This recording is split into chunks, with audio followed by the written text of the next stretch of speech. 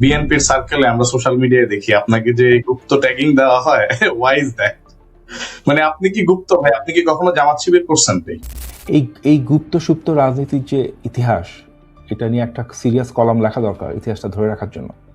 এটা আসছে হলো ছাত্রদল যখন ঢাকা ইউনিভার্সিটিতে ইলেকশনে হারে, তারেক রহমানরা যখন ধানের শীষ পায় নাই 1971 সালে 70 সালে আমার পরিবার ধানের শীষ নিয়ে রাজনীতি করত।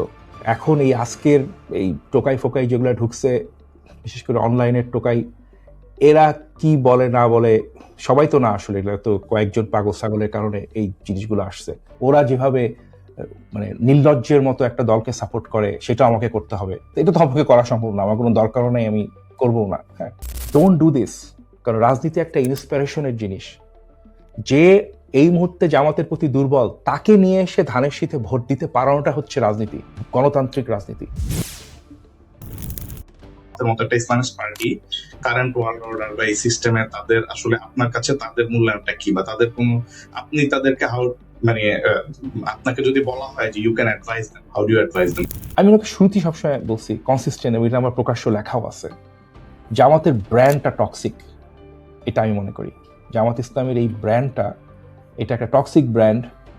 এটা নিয়ে যদিও আমার ধারণাটা একটু ভুল হয়েছে, এখন ব্র্যান্ডটা অনেক টক্সিক হলেও আস্তে আস্তে তারা আগাচ্ছে। 13 সালে আমি মনে করতাম এই ব্র্যান্ড নিয়ে আগানোই যাবে না, because I do not believe যে আপনি নামের মধ্যে ইসলাম নিয়ে একটা রাজনৈতিক দল কখনো এগুলেটারিয়ান বা ওয়াইডলি অ্যাকসেপ্টেড রাজনৈতিক দল হওয়া সম্ভব, এবং এটার অনেক ম্যাথমেটিক্যাল রিজন আছে। সালাম আলাইকুম, আলাপ সালাপের দর্শকদেরকে স্বাগত জানাচ্ছি আমাদের আজকের একটা স্পেশাল এপিসোডে। আজকে আমাদের মাঝে যিনি উপস্থিত হয়েছেন, actually he needs no introduction, many of you already know him. আমাদের মাঝে উপস্থিত আছেন শাফকাত রাব্বি অনিক ভাই। অনিক ভাইয়ের অনেক ইন্ট্রোডাকশন, তো কোনটা দিব আসলে? First of all I'd like to thank him to come here. এবং অনিক ভাই, আপনি দর্শকদের জন্য আমি একটু সংক্ষেপে পরিচয় দিই, আমার কিছু মিস হয়ে গেলে আপনি বললেন। তো অনিক ভাই হচ্ছেন পলিটিক্যাল অ্যানালিস্ট এবং রাইটার। উনি Jio politics, international politics, financial বিভিন্ন বিষয় নিয়ে অ্যানালাইসিস করে লেখালেখি করে থাকেন, আপনারা সোশ্যাল মিডিয়ায় দেখেন। এবং he is also the founder of centrist nation TV, which was founded I think 1.5 year ago, and within a very short period of time I think এটা খুব ভালো করছে। সো ওয়েলকাম অনিক ভাই আমাদের প্ল্যাটফর্মে আপনাকে। Thank you, thank you. So Anik ভাই, আপনি কেমন আছেন? আপনার সবকিছু কেমন যাচ্ছে? আমি আছি বেশ ভালোই। আমাকে ডাকার জন্য ধন্যবাদ। আমি একটা ছোট গল্প বলে আমি অ্যাকচুয়ালি শুরু করতে চাইছিলাম আমাদের এই আলোচনাটা। শিওর। আমি এটা বলতেই হবে গল্পটা। সেটা হলো যে আমাকে যখন প্রথম এই আইডিটা থেকে মেসেজ দেওয়া হলো যে একটা পডকাস্টের আহ্বান, তো আমি তখন পডকাস্টটা আমি অত বেশি পডকাস্ট দেখি তা না, তো আমি তখন একটু দেখার চেষ্টা করলাম ওই পডকাস্টটা কাদের, কি ধরনের হয় শো এটা। তো ওখানে এসে দেখলাম যে আমার কাছে মনে হয়, আমি অনেকেই চিনি এখানে যারা যারা আছে, তো বুঝতে পারলাম যে তারা বাংলাদেশের একটা মতাদর্শের কনসেন্ট্রেশন আছে এই পডকাস্টে যারা আসে। তো তখন আমি বুঝলাম যে এটা যাবো কি যাবো না, তো চিন্তা ভাবনা করলাম।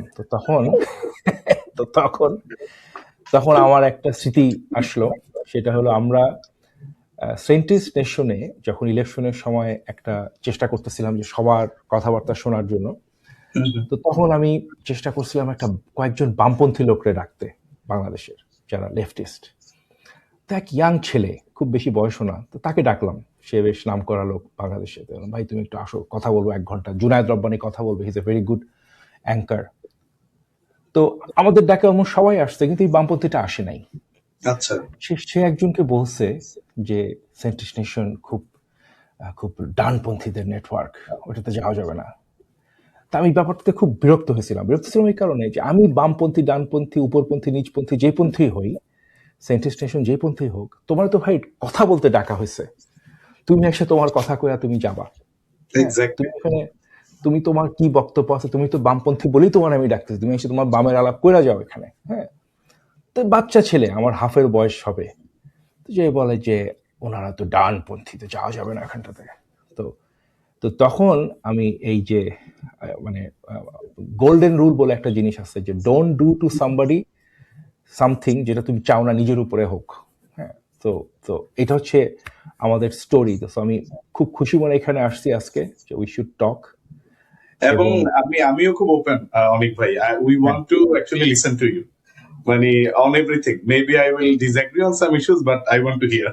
সো এটাই হচ্ছে আলাপ আলোচনা সৌন্দর্য। আমি বাংলাদেশের পলিটিক্সে যাওয়ার আগে অনেক ভাই আপনার কাছে একটু, জি, মানে হ্যাঁ, বর্তমানে আমরা জানি যে পুরো ওয়ার্ল্ডে সবচেয়ে মোস্ট টকড অ্যাবাউট ইস্যু হচ্ছে যে এই যে ডোনাল্ড ট্রাম্প শি জিনপিং এর সাথে বেইজিং সামিট করে আসলো, এবং আপনার ইরান যুদ্ধ বন্ধ হবে কিনা, হরমুজ নিয়ে কি ডিল হইলো, অথবা আপনার মানে এনরিচড ইউরেনিয়ামটা কি আসলে আমেরিকার কাছে হ্যান্ড ওভার করবে কিনা, এগুলো নিয়ে যদি আপনি একটু আমাদের দর্শকদেরকে আপডেট করতেন আর কি। What do you know, what's going on? ভাই ডোনাল্ড ট্রাম্প কি করবে না করবে এগুলা নিয়ে প্রেডিক্ট করার থেকে না করা বেটার, কারণ উনি যথেষ্ট ভলাটাইল একজন পার্সোনালিটি। আজকে একটা করবেন, কালকে আর একটা করবেন। কিন্তু মজার ঘটনা হচ্ছে যে আমি আমি একসময় অ্যাকচুয়ালি ফোরকাস্টিং পড়াইতাম ইউনিভার্সিটিতে, how to forecast the future, financial forecasting বা প্রেডিক্টিভ মডেলিং এগুলো করাইতাম। তো এটার তো টেকনিক্যাল, কিন্তু এটার আবার ফিলসফি আছে। তো পড়ানোর আগে ফিলসফির উপরও পড়াশোনা করা লাগে, ফলে ফোরকাস্টিং এর উপরে। তো ফোরকাস্টিং একটা কথা বলা হয়, সেটা হচ্ছে যে ইউ অলওয়েজ মানে কনসিডার হোয়াট ইজ পার্মানেন্ট। যে কোনো ফোরকাস্টে, মানে এখানে যে কোনো ফোরকাস্টে আগে চিন্তা করতে হয় এখানে পার্মানেন্ট ফিচার কি কি আছে। তো ইরান ইরাকের যুদ্ধের যে পার্মানেন্ট যেই ব্যাপারটা, সেটা হচ্ছে ইরানের জিওগ্রাফি। ডোনাল্ড ট্রাম্প যত কিছু যা কিছু করুক, ইরানের এই জিওগ্রাফিটা সে চেঞ্জ করতে পারবে না। ইরানের জিওগ্রাফিটা অত্যন্ত একটা ক্রুশাল একটা জিওগ্রাফি, চ্যালেঞ্জিং। এবং চ্যালেঞ্জিং। পৃথিবী ওকে যারাই আক্রমণ করতে হবে তার জন্য খুব চ্যালেঞ্জিং, এবং জিওগ্রাফিটা খুবই এসিমেট্রিক্যাল, মানে ইরান খুব অল্প খরচে অনেক বেশি ইম্প্যাক্ট ক্রিয়েট করতে পারে, এরকম একটা জিওগ্রাফি। সুতরাং ইরানের এই কঠিন যে জিওগ্রাফিটা, এইটার যে সর্বোচ্চ অ্যাডভান্টেজ ইরান সেটা নিবে। এটা হচ্ছে the permanent feature of this analysis. মানে যে কোনোভাবেই হোক, এই যুদ্ধ যেদিকেই যাক, আগামীকাল ট্রাম্প আবার বমিং শুরু করুক, যাই করুক, ইরানের যেই পার্মানেন্ট ফিচার যেটা, এইটার আলোকে এটার এই সেটেলমেন্টটা হবে, যা কিছুই হোক এই ইরান যুদ্ধে পরে। তো এই জিওগ্রাফিটা যেহেতু ট্রাম্প চেঞ্জ করতে পারবে না, সুতরাং এই যুদ্ধটা আগামী 1-2 মাসে বা কয়েক সপ্তাহে যেদিকেই মোড় নিক, ইরানের একটা শক্তিশালী প্রেজেন্স থাকবে, not because of their government, not because of this and that, particularly because of that geography. Geography, আচ্ছা। হ্যাঁ, তো এখন আমি ইরানের, হ্যাঁ বলেন। হুম, আমি স্পেসিফিক্যালি আপনার কাছে যেটা ইন্টারেস্টেড, যে মানে শি জিনপিং এর সাথে মিটিং এ ডোনাল্ড ট্রাম্পের বডি ল্যাঙ্গুয়েজ অনেকে অ্যানালাইসিস করতেছিল, এবং তারা অনেকে বলতেছিল যে আসলে মানে উই নো যে মিলিটারিলি এখনো by a long margin still USA is number one in the world and there is no debate about it. Economically also, কিন্তু ইকোনমিক্যালি বা ফাইন্যান্সিয়াল ডাটা গুলো বলতেছে চায়নার সাথে গ্যাপটা খুব কুইকলি কমে আসতেছে। They are the second largest economy of the world. এবং যে স্টাইলে হইলো, এবং ট্রাম্প ওখানে নিজে যে বললো যে we two are the global super powers in the world, এই ধরনের, আমি জানি না যে ঠিক এই ধরনের রেটোরিকে কোন আমেরিকান প্রেসিডেন্ট বলছে কিনা, তাও বেইজিং এ যে শি জিনপিং এর সাথে। So অনেকেই বলতেছে যে আসলে this is kind of a shift from a unipolar American led world to kind of a bipolar world. আপনি কি একমত কিনা এটার সাথে? হ্যাঁ, এটা মানে আমার অ্যাকচুয়ালি 1918 সালেরও লেখা আছে এটা নিয়ে। আমরা পৃথিবীটা কিন্তু আসলে ইউনিপোলারও না, বাইপোলারও না, এটা মাল্টিপোলার ওয়ার্ল্ডে ঢুকে গেছে অ্যারাউন্ড 2000 আই উড সে 8-9 সালের পরেই বলা যেতে পারে। কেউ কেউ আর্গু করে ইরাক যুদ্ধের পরে পরেই এটা শুরু হয়েছে, বাট ইন জেনারেল সেকেন্ড আমাদের যে গ্রেট রিসেশনটা যেটা হলো, সেটার পর থেকেই ধরে নেওয়া হয় যে পৃথিবীটা মাল্টিপোলার ওয়ার্ল্ডের দিকে চলে গেছে। এটা কিন্তু বাইপোলার না, এটা মাল্টিপোলার এখন, এবং এটা আস্তে আস্তে এটা মাল্টিপোলারেই থাকবে। এবং এটার একটা মজার ব্যাপার হলো, পৃথিবীটা কিন্তু আসলে এই ইউনিপোলার বা বাইপোলার খুব কম সময়ের জন্য ছিল। এটা হচ্ছে অ্যানাদার ফ্যাক্টর। পৃথিবীটা হাজার হাজার লক্ষ লক্ষ বছর ধরেই মাল্টিপোলার ছিল, মানে হচ্ছে যেই এলাকার শক্তিশালী মানুষ সে সেই এলাকাকে ডমিনেট করত। It was the reality of the world and humanity going back millions of years, hundreds of thousands of years, মানে যতদিন পর্যন্ত আমাদের ইতিহাস আছে, ইতিহাস তো 5,000 বছরের লিখিত ইতিহাস, তার আগেরও ইতিহাস আছে। তো 5,000 বছরের লিখিত ইতিহাস ধরলেও পৃথিবীটা আসলে সবসময় লোকাল হেজিমনদের দ্বারা নিয়ন্ত্রিত ছিল, মানে মাল্টিপোলার ছিল। মানে এশিয়াতে এক ধরনের জিনিস ছিল, আফ্রিকাতে একরকম ছিল, আমেরিকাতে একরকম ছিল, ইউরোপে একরকম ছিল, দক্ষিণ আমেরিকা একরকম ছিল। আমরা আস্তে আস্তে ওই পার্মানেন্ট যে ফিচার অফ হিউম্যানিটি, সেটাতে আমরা আস্তে আস্তে ব্যাক করব। এটা হচ্ছে একটা ফ্যাক্টর। এটা বাইপোলার ছিল খুব কম সময়ের জন্য, দ্বিতীয় বিশ্বযুদ্ধের থেকে 1989 সাল পর্যন্ত, মানে সোভিয়েত ইউনিয়নের পতন পর্যন্ত এটা বাইপোলার ছিল। পরবর্তীতে আবার কিছুদিন অল্প সময়ের জন্য ইউনিপোলার হয়েছিল, খুব অল্প সময়ের জন্য, মানে সোভিয়েত ইউনিয়নের পতনের পরের কয়েক বছর। Now we are back to a multipolar world. আর আজ এই উইকটা যেই ইতিহাসের পাতায় হয়তো অনেকে বলতেছে যে হয়তো এই উইকটা ইতিহাসের পাতায় থাকবে শুধুমাত্র চায়না এবং আমেরিকার যে রাইভালরি, ন্যারো ভাবে ফোকাস করলে সেই রাইভালরির একটা খুব সিগনিফিকেন্ট পিভট পয়েন্ট হলো আজকের এই উইকটা আর কি, মানে গতকালকে পর্যন্ত কয়েকটা ইম্পর্টেন্ট ক্ষেত্র আছে সেখানে। যেমন একটা হলো আস্তে আস্তে তাইওয়ানের ব্যাপারে আমেরিকা কিন্তু ডোনাল্ড ট্রাম্প যথেষ্ট মানে চায়নার কথার সাথে অ্যাকোমোডেশনের দিকে আগায় যাচ্ছে, এবং এটা পার্মানেন্সি অফ দ্য, এগেইন ওই যে বলতাম না, যে কোনো answer you have to look for what is permanent. What is permanent between China এবং তাইওয়ান হচ্ছে ওদের মধ্যে দূরত্ব। এটা মাত্র 100 মাইল বোধ হয়, বা এরকম একটা খুব ন্যারো একটা স্ট্রিপ চায়না আর তাইওয়ানের দূরত্বটা।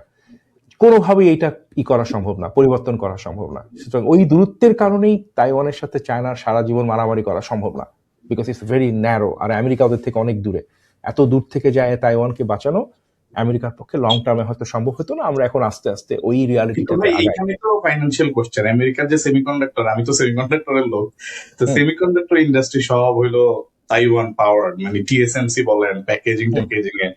সো এইটার জন্য একটা দীর্ঘদিন টেনশন ছিল, মানে ইউএস চায়না এই সেমিকন্ডাক্টর ওয়ার, এইটাকে বলা হইতো যে তাইওয়ান সেন্ট্রিক। সো আপনার এখানে কি মনে হচ্ছে, মানে আমরা একটা জিনিস দেখতেছি, যেমন আমাদের নর্থ ফিনিক্সে টিএসএমসি ফ্যাব করা হচ্ছে, মানে ওরা আমেরিকা চাচ্ছে যে তাদের টেকনোলজি মানে গুলো আমেরিকায় নিয়ে আসতে, তাহলে তো আর রিস্ক থাকে না যে even if China tax over. So মানে তাইওয়ানকে এত সহজে এখনই কি ছেড়ে দেওয়ার মতো অবস্থায় আছে আমেরিকা? যে আমেরিকার তো হেভি ইনভেস্টমেন্ট দেয়ার, এবং ধরেন এনভিডিয়া বলেন, অ্যাপল বলেন, সবাই কিন্তু টিএসএমসি তে যায় বানায় তাদের চিপ টিপ এগুলা। সো আমেরিকার হেভি স্টেক ইন তাইওয়ান। অবশ্যই আমেরিকার অনেক স্টেক আছে, কিন্তু ওই যেটা বললাম যে পার্মানেন্সি অফ দ্য ম্যাটার হচ্ছে এই যুদ্ধটাতে তাইওয়ানের সাথে চায়নার যে ডিস্টেন্স আর আমেরিকার সাথে তাইওয়ানের যে ডিস্টেন্স, এটার মধ্যে একটা হিউজ এসিমেট্রি আছে। মানে the proximity itself will be in চায়নাস advantage. এবং আমরা তো এবার ইরান যুদ্ধে দেখলাম যে আমেরিকার অ্যাডভান্টেজ যেসব অস্ত্রে, সেসব অস্ত্র অনেক দামি, অনেক এক্সপেন্সিভ, খুব প্রিসাইজ, কিন্তু খুব সস্তা অস্ত্র দিয়েও চায়না তাইওয়ানকে ডমিনেট করতে পারবে। জাস্ট হাজার হাজার ড্রোন মারতে থাকবে তাদের ল্যান্ড থেকে।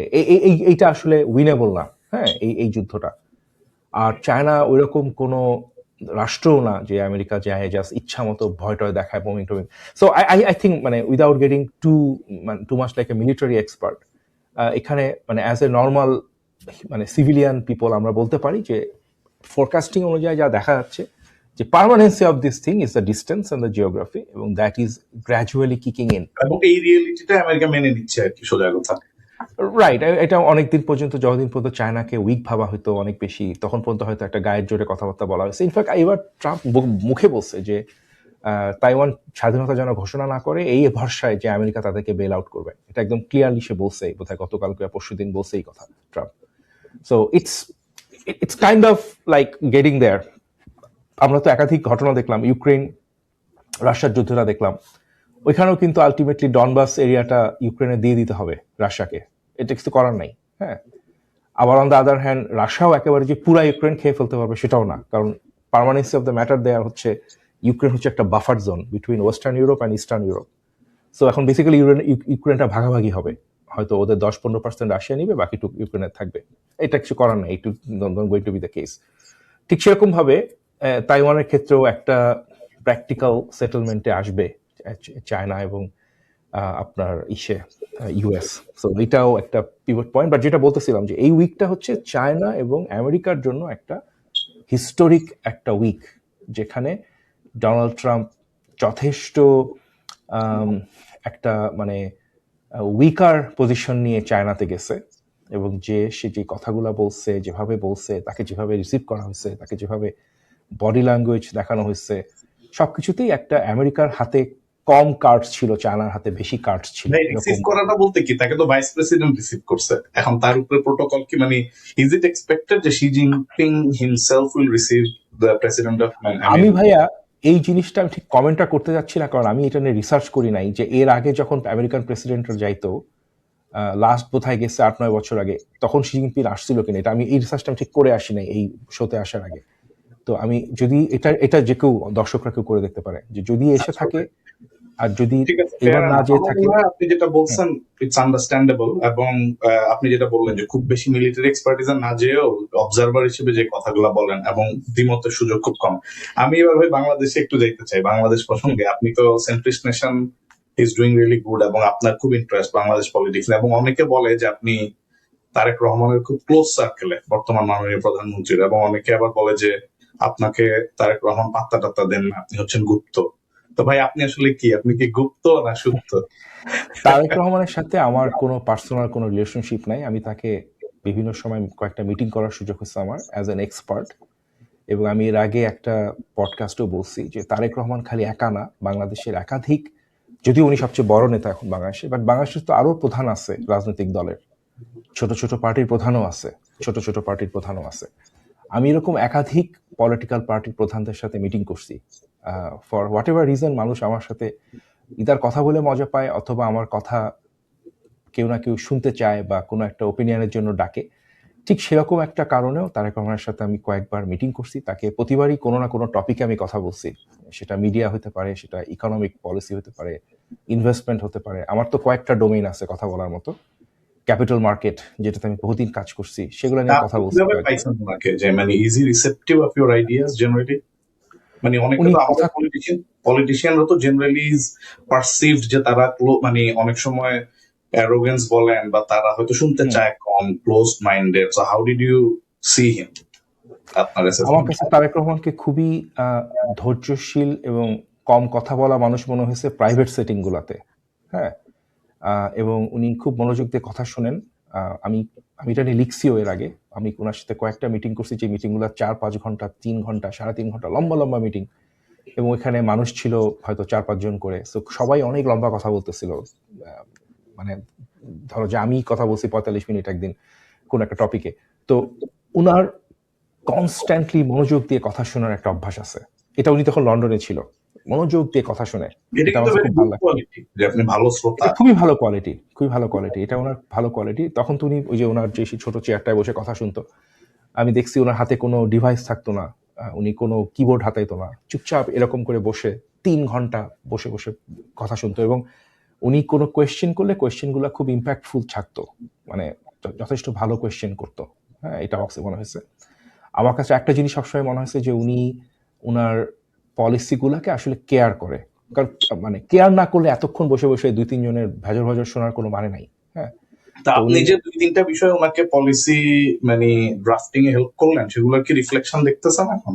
না, না, খুব একটা না, খুব একটা না। কারণ এবং এটা আমি খালি বলে না, মানে উনি নিশ্চয়ই আমাদের মতো আরো অনেকের সাথে বসছেন, which is also true. In fact অনেকে স্ক্রিনশট শেয়ার করছে। উনি সিরিজ অফ মিটিং করছে লন্ডনে বসে আসার আগে। আমি ফেসবুকে অনেকে সেসব জুম কলের স্ক্রিনশট শেয়ার করছে, আমি এগুলো করি নাই যদিও, বাট বলতেছি যে তখন উনি অনেকের সাথে মিট করছে। So it would B A মানে অতিরিক্ত আশা করা যে উনি এতগুলো মানুষের কথা শুনে সবার কথা অনুযায়ী কাজ করবেন, এটা এটা হওয়ার কথা না। আমার কাছে কাকতালীয় ভাবে হোক বা ডাইরেক্টলি হোক, আমার একটা জিনিস খুব সম্ভবত ওনাদের ম্যানিফেস্টো ঢুকাইছেন। সেটা নিয়ে আর মানে কথা বলে ডিবেট তৈরি করতে চাই না, বাট মানে আমি তো অনেক কথা বলছি, বাট হয়তো একটা জিনিস হয়তো ওনারা রাখছেন, কিছুই রাখেন নাই তা না। কিন্তু মেইন পয়েন্টটা হলো যে সেটা কি ভাই? ওনারা অনেকের সাথে কথা বলছেন, সবার কথা ওইটা কি শোনা জানা সম্ভব যায়? না। ওইটা কি, আপনার যে পয়েন্টটা ওনারা রাখছে বলতেছেন? এটা এফডিআই রিলেটেড একটা জিনিস, ফরেন ডাইরেক্ট ইনভেস্টমেন্ট রিলেটেড একটা আইডিয়া। হ্যাঁ, সেটা আমার কাছে মনে হয়েছে যে that's exactly what I said, এবং এটা আমি ম্যানিফেস্টোতে পাইছি। কিন্তু সেটা আরো একজনও বলে থাকতে পারে, কারণ আমরা তো আসলে ক্যান্সারের কিওর নিয়ে ডিসকাস করতাম না যে আমরা আবিষ্কার করছি কিছু একটা। সবই খুবই নর্মাল জিনিসপাতি, যে ক্যাপিটাল মার্কেট কিভাবে ঠিক করে, ইনভেস্টমেন্ট কিভাবে আনে। হয়তো আমি একটু কথা গুছায় বলছি বা যেটাই হোক। তো কথা হলো যে আমরা তো রকেট সায়েন্টিস্ট না, ওনাকে যেসব কথাবার্তা বলা হয়েছে। অ্যান্ড অবভিয়াসলি আমি কিছু ইনোভেটিভ কথা বলছি, মানে কিভাবে করা যেতে পারে। তো অবভিয়াসলি বাংলাদেশে যারা রাজনীতি করে তাদের পক্ষে ইনোভেটিভ কাজকাম করাটা খুব রিস্কি। তাদের ডিফল্ট আইডিয়াটা হচ্ছে কনজারভেটিভ থাকা, যাতে করে বাই চান্স ইনোভেটিভ কথা শুনে আমার যদি বিপদ টিপদ হলে সমস্যা হতে পারে। So anyway, let them do their politics. আমরা তো যারা টকার্স। আপনি যে নিজেকে মুসলিম ন্যাশনালিস্ট বলেন, তা আপনাকে তো অনেকে বিএনপির সার্কেলে আমরা সোশ্যাল মিডিয়ায় দেখি আপনাকে যে গুপ্ত ট্যাগিং দেওয়া হয়, ওয়াই ইজ দ্যাট? মানে আপনি কি গুপ্ত ভাই? আপনি কি কখনো জামাত শিবির করছেন ভাই? না না, আমার জামাত শিবির কেন, আমি অ্যাক্টিভলি বাংলাদেশে কোনো পলিটিক্যাল পার্টি করি নাই, বাট আমার তো ফ্যামিলি বিএনপির সাথে জড়িত ছিল। আমার ইনফ্যাক্ট তারেক রহমানরা যখন ধানের শীষ পায় নাই 1971 সালে 70 সালে, আমার পরিবার ধানের শীষ নিয়ে রাজনীতি করত, ভাসানী ন্যাপের হয়ে। আমার আপন চাচা ইলেকশন করছে, এমপি ইলেকশন করছে ধানের শীষ নিয়ে। আমার আব্বু ধানের শীষের চোঙ্গা ফোকাইতো, মানে চোঙ্গা ফোকানো মানে ক্যানভাসিং করে বেড়াইতো। ওইটা কি ভাসানীর দল থেকে? ভাসানী দল থেকে, হ্যাঁ। ধানের শীষ তো 78 সালে বিএনপি পায়, মানে নেয় আর কি। হ্যাঁ, তো আমরা হচ্ছি, আমার দাদারা করতো মুসলিম লীগের পরে পরবর্তীতে ভাসানী ন্যাপের পরে আমার বড় চাচাকে জিয়াউর রহমান সাহেব নিয়ে আসেন দলে, মশিউর রহমান জাদু মিয়ার পুরা টিমটা আসে। তো আমরা হচ্ছি মশিউর রহমান জাদু মিয়ার ধারার বিএনপি আর কি, মানে বেসিক্যালি আগের ন্যাপ, আগের মুসলিম লীগ, সেখান থেকে বিএনপি। আর আমার মায়ের সাইড থেকেও আমার আম্মুর আপন খালা জিয়াউর রহমান সাহেবের এমপি ছিলেন বিএনপির, শেরপুর থেকে। তো এই দুটো হচ্ছে আমার একদম ফ্যামিলি মেম্বার্স, মানে দুজন চাচা এবং নানু। আর আমাদের বেড়ে ওঠা বিএনপির মানে কয়েক জেনারেশনের নেতাদের মধ্যে। হ্যাঁ, তো এখন এই আজকের এই টোকাই ফোকাই যেগুলো ঢুকছে, বিশেষ করে অনলাইনের টোকাই, এরা কি বলে না বলে সবাই তো না, আসলে এগুলো তো কয়েকজন পাগল ছাগলের কারণে এই জিনিসগুলো আসছে। এটা it doesn't really matter to me. আর আমি দেশের বাইরে বহুদিন, মানে আমি 27 বছর ধরে বাংলাদেশের বাইরে। এই ইলেকশন কি বলে রাজনীতি করার বাংলাদেশে আমার কোনো ইচ্ছা বা কোনো নাই। এবং এটা ওদের একটা ফ্রাস্ট্রেশন অ্যাকচুয়ালি, মানে এই যে টোকাইগুলা, যে এই যে একটা কনস্টেবল আছে নিউ ইয়র্কে, তো এরা যে লাগছে আমার পিছে, ওদের একটা ফ্রাস্ট্রেশনের জায়গাটা হলো যে আমার কথা শুনে মানুষজন আমার সাথে মানে করো, as I said, I have few generations of BNP people আর মানে friends or family for me, খালি আমার জেনারেশনের না। তো এখন ঘটনা হলো, ওরা হয়তো ভাবে যে এখন আমাদেরকে একদম যায়, ওরা যেভাবে মানে নির্লজ্জের মতো একটা দলকে সাপোর্ট করে সেটা আমাকে করতে হবে। তো এটা তো আমাকে করা সম্ভব না, আমার কোনো দরকারও নেই, আমি করবো না। হ্যাঁ, আর আরেকটা জিনিসের ক্ষেত্রে বাংলাদেশে যেটা সমস্যা হয়, কারণ আমি একটা মিডিয়া চালাই, আমার তো মোজাম্মেল বাবু হওয়ার কোনো শখ নাই, কোনো দরকারও নাই। সো আমি definitely NCP, Jamaat Islami, BNP, AB party, যে বললাম একটা বামপন্থীকে ডাকছি, আমি সবার সাথে মিলেমিশে থাকার চেষ্টা করি। এখন বর্তমানে মূলধারার বিএনপি কিন্তু একটু রিফ্রেশ করি ভাই, মানে আপনি চান যে মানে to make everyone hard basically. হ্যাঁ, আমি একটা মিডিয়া, আমি লেখালেখি করি, মিডিয়া করার চেষ্টা করতেছি, প্রো ডেমোক্রেসি পার্সন। আমার নিজের কোনো রাজনীতি করার বা সরকারের এই 1 লাখ টাকা বেতনের চাকরি করার আমার কোনো সুযোগ বা মানে প্রয়োজন কিছুই নাই। তো why would I serve one political party and become their last Spencer? এটা তো আমাকে করা সম্ভব না, করার মানেও হয় না কোনো। মানে এইটা খুব ক্লিয়ার আপনি যেটা ব্যাখ্যা করলেন, যে আপনি জেনারেশনালি বিএনপি ফ্যামিলি, সো কে আপনাকে মানে গুপ্ত বললো বা কিছু বললো, it doesn't matter for you, but একই সাথে আপনি আসলে loyal to the ideology, not to specifically যে পার্টি যা করবে না। হ্যাঁ, আমাকে দেখো, আমারে এক সময় আমেরিকা প্রপন্থী, সিআইএ যে অমুক তমুক, আমি তো দীর্ঘদিন ধরে লেখালেখি করি। আজকে 96 সালে লেখালেখি শুরু করছি, আজকে 30 বছর হচ্ছে। আমি অনেক ইয়াং বয়সে শুরু করছি লেখালেখি, এই পলিটিক্যাল রাইটিংই করছি। অনেক ধরনের ট্যাগিং করা হয়েছে। 13 সালে আমরা যখন আইসিটির বিরুদ্ধে নামছিলাম, তারপরে সেই যে স্যার জাফর, শাহজালাল ইনার বিরুদ্ধে আমার অনেক লেখা আছে, অনেক কিছু নিয়ে আমার লেখা আছে। হ্যাঁ, হাসিনা। কিন্তু মজার কথা হলো, এক এক সময় এক এক কথাবার্তা আসছে। একটা কথা কখনো বলে নাই যে আমি আওয়ামী লীগ। এইটা একটা ব্যাজ অফ অনার, এটা একটা huge badge of honour for me. কারণ আমি মনে করি বাংলাদেশে সত্যিকার অর্থে একটা ফ্যাসিস্ট আইডিওলজি হচ্ছে এই আওয়ামী ধারার যে থিঙ্কিংটা, যে এই দেশটা আমার, আমার চিন্তাতে সবার বিশ্বাস করতে হবে, আমি যা বিশ্বাস করি তাকে সেটাই পূজা দিতে হবে।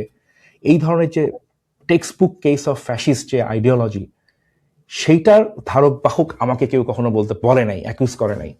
এটা একটা হিউজ ব্যাজ অফ অনার। কারণ আমাকে বিটুইন এনসিপি, যেমন এনসিপিরা আমাকে গাইলাইতো হচ্ছে মাত্র 1.5 বছর আগে, যখন ইউনূসের আমল, আমি তখন খালি ইলেকশন চাইতাম, যে ইলেকশন দাও। তখন এনসিপির পোলাপান এসে ইচ্ছা মতো, আমার অনেক লেখা আছে, আমি নিচে লিখতাম যে এবার গালি শুরু করো এনসিপির পোলাপান, লেখা শেষ, এখন গালি শুরু করো। আমার এরকম অনেক লেখা আছে, আমি ডাইরেক্ট বলছি যে জামাত এনসিপি গালি শুরু করো। হ্যাঁ, মাত্র 2 বছর আগের কথা। এখন আবার এনসিপি জামাতের লোকজন হয়তো পছন্দ করে, কারণ আমি হয়তো সমালোচনা করতেছি বিএনপির ভুল ত্রুটি হইলে। আবার ধরো যে হয়তো আগামী 2 বছর পর আওয়ামী লীগ দেশে ফেরত আসবে, বিএনপি জামাত এনসিপি এক হয়ে যাবে, তো হইতেই পারে। আওয়ামী লীগ যদি কোনো নাম নিয়ে ফেরত আসে, যেটা আমি কয়দিন আগে বলছি, যে আওয়ামী লীগ যদি কাওয়ামী লীগ নামে ফেরত আসে, রবীন্দ্রনাথের লুঙ্গি নাম নিয়ে ফেরত আসে, টুঙ্গিপাড়া লীগ নামে ফেরত আসে, ওরা তো আসতেই পারে কোনো না কোনো নাম নিয়ে। ওরা তো মানুষ, ওরা তো মরে যাচ্ছে না দেশে। হ্যাঁ, আমি রবীন্দ্রনাথের দাড়ি পার্টি। হ্যাঁ, তো তখন তুমি কি করবা? আপনার মতামত জানতে চাই এই ব্যাপারে। ধরেন আওয়ামী হ্যাঁ, লীগের একটা সাপোর্ট বেস বাংলাদেশে স্টিল আছে, যে আমার আন্ডারস্ট্যান্ডিংটা হচ্ছে যে 5ই অগস্টের পর এটা ড্রাস্টিক্যালি ফল করেছিল। মানে হয়তো ধরেন ওদের যদি আগে 30-35% থেকে থাকে, ওইটা হয়তো 10%-এর নিচে নেমে আসছিল। কিন্তু আবার যে কোনো ভাবেই হোক, মানে ইন্টারিমের মিসম্যানেজমেন্ট হোক, বা ধরেন সব পলিটিক্যাল পার্টিগুলার একগুয়েমি হোক, ষড়যন্ত্র যাই বলি না কেন, ফর হোয়াট এভার রিজন, একটা মানে যে কাঙ্ক্ষিত পরিবর্তন বা আপনার ধরেন একেবারে খুব ভালো গুড গভর্নেন্স, এইটার অনুপস্থিতিতে হোক যেমনি হোক, আবার তারা তাদের নিজ নিজ পোলে ধরেন আবার অ্যালাইন্ড হয়েছে অনেক, মানে অনেক, হয়তো সবাই না, কিন্তু still they have a sizeable amount of support. এটা এখন আপনার 20% না 22%, আই ডোন্ট নো, মানে you really have need a poll. কিন্তু আমি বলতে চাচ্ছি, এই যে যদি যদি 15 থেকে 20% আপনি ধরেন conservatively, it's a number that you can not ignore. তা আপনি এদেরকে কিভাবে অ্যাকোমোডেট করবেন? What do you think? I mean, I understand completely যে আপনি এই মানুষগুলাকে স্পেস দিতে চান, কিন্তু আপনি সেই ফ্যাসিস্ট আইডিওলজিটাকে আসতে দিতে চান না। তো how do you do that?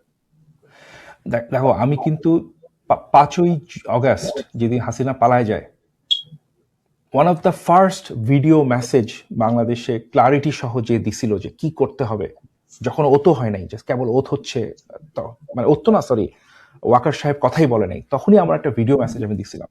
ওইখানে আমি তখন যা বলছি আমি এখনো তাই বলতেছি। আমার শুরু থেকেই বক্তব্য ছিল যে আওয়ামী লীগের টপ শীর্ষ এক্স নাম্বার অফ চোর এবং এক্স নাম্বার অফ খুনিকে দ্রুত ধরে সর্বোচ্চ শাস্তি দিতে হবে, সেটা যেই শাস্তি হোক, যে অপরাধ অনুযায়ী, মানে আইনের মধ্যে। আইনের মধ্যে রেখে সর্বোচ্চ শাস্তি ফর দ্য অপরাধ।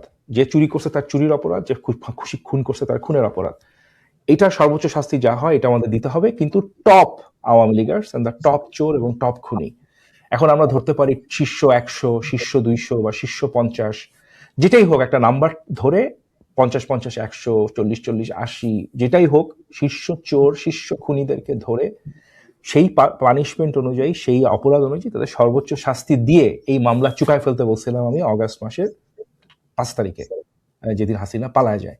এটার ঐতিহাসিকভাবে আমার যেহেতু আল্লাহর রহমতে পড়াশোনা করার অভিজ্ঞতা আছে, অনেকগুলা দেশের কনফ্লিক্ট এবং পরবর্তীতে রিস্টোরেশন অফ ডেমোক্রেসি নিয়ে বই পুস্তক পড়ার অভিজ্ঞতা আছে, বা নিউজ রাখার খবর আছে, মানে অভিজ্ঞতা আছে। আমি দেখছি যে কোনো রাজনৈতিক ট্রানজিশনে যত দ্রুত সেটেলমেন্ট হয় তত ভালো। পার্টিকুলারলি রেকনসিলিয়েশন যে প্রক্রিয়াটাকে বলে, যে মারামারি হবে, তারপরে এক পর্যায়ের পর শাস্তি টাস্তি হয়ে পিপল উইল মুভ অন। যেইটা বাঙালি করতে চায় না। বাঙালির অভ্যাস হচ্ছে খালি পুরোনো জিনিস নিয়ে খাও জানো। হ্যাঁ, 71-এ কে কারে করছিল, আরে ভাই কে কার কি রেপ হয়েছে, কে খুন হয়েছে, এগুলো ফাঁসি ফুসি দিয়ে ঝামেলা মিটায় ফেলো, তারপরে মুভ অন। এখন আমরা যেটা করতেছি, আমরা অতীতের ঘটনা নিয়ে এসে তার নাতিকে, তার সন্তানকে, বাপের অপরাধে ছেলে ধরো, নাতির অপরাধে, সরি, দাদার অপরাধে নাতি ধরো, এগুলা করে বেড়াচ্ছি আমরা। এটা তো কোনো মানে হয় না। কারণ আজকে যে 55 বছর হয়ে গেছে 71-এর, 55 বছর মানে, আমি কদিন আগে এই কথাটা বললাম একজনকে, যে 55 বছর মানে হচ্ছে যেই ছেলের বয়স আজকে 25, তার বাপেরও জন্ম হয় নাই 55 বছর আগে।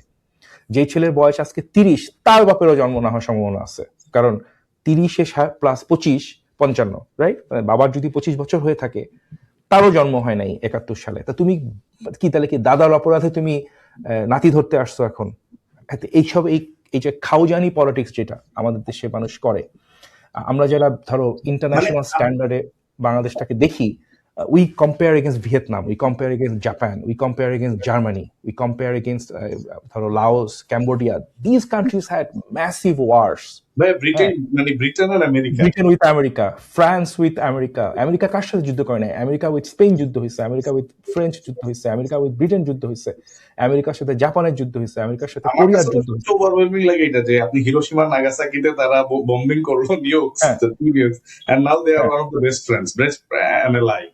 বেস্ট আলাই, দ্যাট দ্য বেস্ট আলাই। আমরা কি কোথাও কখনো দেখি যে জাপানিজরা কাঁদতেছে যে আমার নানিকে মেরেছিলেন, আমার নানার গায়ে এই আমেরিকানরা করেছিল? দে ডোন্ট সে ইট, কারণ তারা একটা রেকনসিলিয়েশনের মধ্য দিয়ে গেছে, যুদ্ধ করছে, মারামারি করছে, দে ফট, আমেরিকা ফট, দুই দলে। আমেরিকায় তো 450,000 লোক মারা গেছে দ্বিতীয় বিশ্বযুদ্ধে, 4.5 লক্ষ আমেরিকান মারা গেছে খুব সম্ভবত। You can check my number, ভুলও হইতে পারে, বাট এটা লক্ষ লক্ষ মানুষ সোজা কথা মারা গেছে আমেরিকার। আর জাপানিজ মারা গেছে হয়তো তার থেকেও বেশি। যুদ্ধ করে মারামারি করে বোমটোম ফালায় তারা যুদ্ধ থামাইছে। তারপরে তারা একটা ডেমোক্রেটিক প্রসেসের মধ্যে দিয়ে গেছে, জাপানে কনস্টিটিউশন লেখা হয়েছে, সেই কনস্টিটিউশন লিখতে আমেরিকা লোক পাঠাইছে জাপানে। হ্যাঁ, আমেরিকার একজন জেনারেল বসে বসে কনস্টিটিউশন লিখছে জাপানের, ঠিক আছে? আমেরিকার এক জেনারেল বলতে 7 ইয়ার্স ইনচার্জ ছিল ওইখানে, একজন চার্জে ছিল। সেখান থেকে মোটামুটি একটা দেশ বানায়, আমেরিকান ফর্ম অফ ডেমোক্রেসি দিয়ে বের হয়ে আসছে। Japan continues to be a thriving democracy. হ্যাঁ, জাপানে কোনো আহামরি কোনো গ্যাঞ্জাম হয় না পলিটিক্যাল পাওয়ার ট্রান্সফার নিয়ে, এবং সিস্টেমেটিক্যালি রান কান্ট্রি। এই কারণে জাপানের তারেক রহমানকে, জাপানের হাসিনাকে এটা কিন্তু আমরা জানিও না। ওদের প্রাইম মিনিস্টার আসে যায় সরকারি চাকরির মতো, ইলেকশন করে, জিতে, আসে, টার্ম শেষ করে চলে যায়। আমরা জানিও না কবে কোন হালা জাপানের প্রাইম মিনিস্টার হয়ে চলে গেছে। মানে even better than many European nations then. পুরো ইউরোপিয়ান নেশনগুলোর মতো, লাইক ধরো এই যে ইউরোপে যেটা হয় এই মুহূর্তে, সুইডেনের প্রেসিডেন্টকে আমরা জানি, যথেষ্ট গুরুত্বপূর্ণ দেশ, কারণ ওরা নিয়মিত আসে, নিয়মিত চলে যায়, ডেমোক্রেসি প্র্যাকটিস করে। হ্যাঁ, ওইখানে কোনো মানে মাটির নেতা, চরণ নেতা, অমুক নেতা, তমুক নেতা করার কোনো দরকার হয় না, কারণ তারা ডেমোক্রেসিটাকে ওই পর্যায়ে নিয়ে গেছে যে সিস্টেম্যাটিক ভাবে আসবে, ইলেকশন হবে, চাকরি করব, চলে যাব, রাস্তায় হাইটে বেড়াবো, কেউ পিটাবে না, কারণ আমি কিছুই খারাপ কিছু করার চেষ্টা করি নাই। হ্যাঁ, তো এইরকম একটা দেশ আমরা কল্পনা করি বাংলাদেশে, যদি এটা অবাস্তব কল্পনা, বাট বলতেছি কল্পনাটা করি আমি, যেহেতু আমি দীর্ঘদিন বিদেশে থাকি। তো ওই দিকে চিন্তা করলে আমাদের দেশের এই রাজনীতিটা যেটা, হ্যাঁ, যে কে গুপ্ত কে সুপ্ত, কার নানি কবে কি হয়েছে, কার নানা কবে কারে মারছে, এইটার মধ্যে না থেকে আমাদের উচিত আওয়ামী লীগের ক্ষেত্রে এই 2024 সালে এসেও সেটেল ইট। আওয়ামী লীগ খুন করছে, চুরি করছে, সেটেল ইট, পানিশমেন্ট দাও, দরকার হলে দল ব্যান করতে চাইলে ব্যান করো, কইরে একটা নতুন দলের সুযোগ করে দাও মানুষকে, যাতে করে যারা আওয়ামী লীগ করে, রবীন্দ্রনাথ করে, মুজিব করে, 71 করে, তারা যাতে রাজনীতি করতে পারে।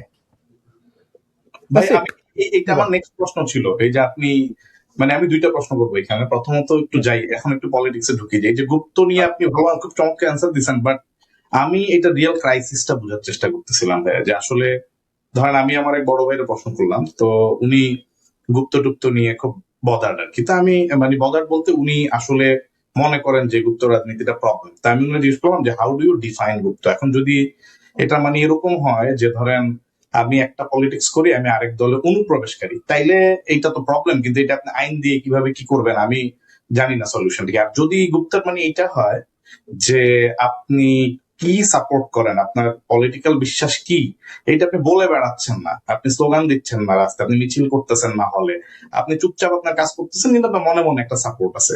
তো এইটা যদি গুপ্ত মানে হয় তাহলে তো খুব ডেঞ্জারাস, কারণ তাহলে তো আপনি প্রাইভেসি ব্রিচ করা শুরু করবেন। যদি আমি বলি যে আমি গুপ্ত ধরবো এখন, তাহলে আপনি হলে হলে যায় ব্যাগ খুঁজবেন, যে তোমার ব্যাগে কি আছে, কি বই আছে, তুমি কারে কি টেক্সট করছো, তোমার আইডেন্টিটি খুঁজে বের করবো, তা আবরার ফাহাদের মতো। So it's a real problem. এখন আমি বললাম যে ভাই আপনি যদি একটা ইউনিভার্সিটির ভাইস চ্যান্সেলর হন, যে আমি আমার ইউনিভার্সিটি গুপ্ত রাজনীতি নির্মূল করবো, আপনি কেমনে করবেন? What are the way forward? আপনি প্র্যাকটিক্যাল কিছু স্টেপ বলেন, আমি বাইর করবো কে গুপ্ত, কেমনে বাইর করবেন? আর সাধারণ শিক্ষার্থীরা কি আসলে গুপ্ত দ্বারা বদার্ড কিনা? মানে জিনিসটা হচ্ছে ধরেন সাধারণ শিক্ষার্থীরা বদার্ড কি নিয়ে, যে আমার হলে এসে বড় ভাইয়ের নামে মিছিল স্লোগান হবে, আমারে বাধ্য করবে, গণরুম গেস্টরুম করবে, এগুলো হলো আপনি দেখতে পারে তারা ইম্প্যাক্টেড হয়। কিন্তু ধরেন আমি মনে মনে একটা জিনিস সাপোর্ট করি, কিন্তু আমি এটা শো করি না, মিছিল মিটিং করি না, এইটাতে তো সাধারণ পোলাপাইন বদার্ড হয় না। সো এই গুপ্ত ইস্যুটা আসলে ধরেন ছাত্রদল অনেক বলতেছে, তারা কিভাবে ডিল করবে এটা? মানে আপনি আইনত যদি আপনাকে আমি বলি যে ইউ আর ইন চার্জ, আপনি এই জিনিসটা রিকনসাইল করেন, সলভ করেন ইস্যুটা, আপনি কি করবেন আসলে? এই গুপ্ত সুপ্ত রাজনীতির যে ইতিহাস, এটা নিয়ে একটা সিরিয়াস কলাম লেখা দরকার ইতিহাসটা ধরে রাখার জন্য। এটা আসছে হলো ছাত্রদল যখন ঢাকা ইউনিভার্সিটিতে ইলেকশনে হারে, প্রথম ডাকসু নির্বাচনে এবং একটার পর একটা নির্বাচনে হারতে থাকে, কত সালে? তখন একটা এই যে ইউনূসের আমলে ছাত্রদল হারলো না একটার পর একটা ডাকসু ইলেকশন ও আচ্ছা গুলাতে, আচ্ছা, মানে এই হ্যাঁ ইন্টারিম আমল, ওকে। ইন্টারিম আমলে হারলো না, তো তখন এই শব্দটা আসে। কিন্তু তখন এটা হইলো কি, তখন তারা একটা লেজি এক্সকিউজ খুঁজতেছিল। কারণ বাংলাদেশের রাজনীতি যেটা হয়, কোনো পরাজয় তো কেউ মানে না। তো যখন এই রাজনীতিটা যখন তারা হারলো একটার পর একটা, তো তখন তারা শিক্ষাটা না নিয়ে যে ছাত্রছাত্রীরা কেন আমাদেরকে পছন্দ করতেছে না, let's try to figure out, সেটা না করে একদল লেজি পলিটিশিয়ান তারা কি করলো, তারা একটা এক্সকিউজ খুঁজে বের করলো যে যেহেতু আমরা পালায় ছিলাম বা আমাদেরকে আওয়ামী লীগ ঢুকতে দিত না এবং আমরা ব্র্যান্ডে রাজনীতি করি, প্রকাশ্যে শহীদ জিয়া রাজনীতি করতে পারি নাই, কিন্তু জামাত ইসলামী লুকায় লুকায় রাজনীতি করে এই কারণে তারা জিতে গেছে। এটা হচ্ছে তাদের প্রেমিস, তাই তো? এছাড়া আর কোনো কারণ নাই, তারা জাস্ট লুকায় রাজনীতি করে এখন ইলেকশন জিতে গেছে। যে ভালো কথা, যদি আমি কথাটা ধরেও নেই যেটা সত্য কথা, মানে অ্যানালিটিক্যালি রাইট, তাহলে তো নেক্সট ফলো আপ কোয়েশ্চেনটা হলো তাহলে ভালো কথা, তাহলে এখন তো তোমরা ইউনূসের আমলে পুরা ওপেন রাজনীতি করার সুযোগ পাচ্ছ, রাজনৈতিক দল হিসেবে অনেক বড়, আবার এখন নিজেরাই দলে আছে, Tarique Rahman president prime minister হয়ে গেছে, তোমরা তো এখন ওপেন রাজনীতি করতে পারছো, তাহলে শুরু করে দাও। ওপেন থাকলে যদি জিতা যায়, তাহলে তোমরা ওপেন থাকার কারণেই যদি শুধুমাত্র জিতা যায়, তাহলে এখন ওপেন রাজনীতি হয়ে গেছে, জিতে ফেরত আসো, তাই না? কিন্তু সেটা তো হচ্ছে না। ইফ ইউ নোটিস, এখনো কিন্তু ছাত্র দল বা বিএনপির ইউথদের মধ্যে যে পেনিট্রেশন, এটার একটা হিউজ অভাব দেখা যাচ্ছে। এবং এটার কারণটা হয়ে গেছে যে তারা যেই ধরনের মানে অ্যাট্রাকটিভ কথা বলার লোকজন বা পার্সোনালিটি প্রয়োজন ইউথদের মধ্যে, সেটা তারা অ্যাট্রাক্ট করতে পারতেছে না সোসাইটিতে। এবং এটা কিন্তু খালি বিএনপির প্রবলেম না, এটা বিএনপি এবং আওয়ামী লীগ দুই দলেরই প্রবলেম, দুই প্রধান দলের প্রবলেম।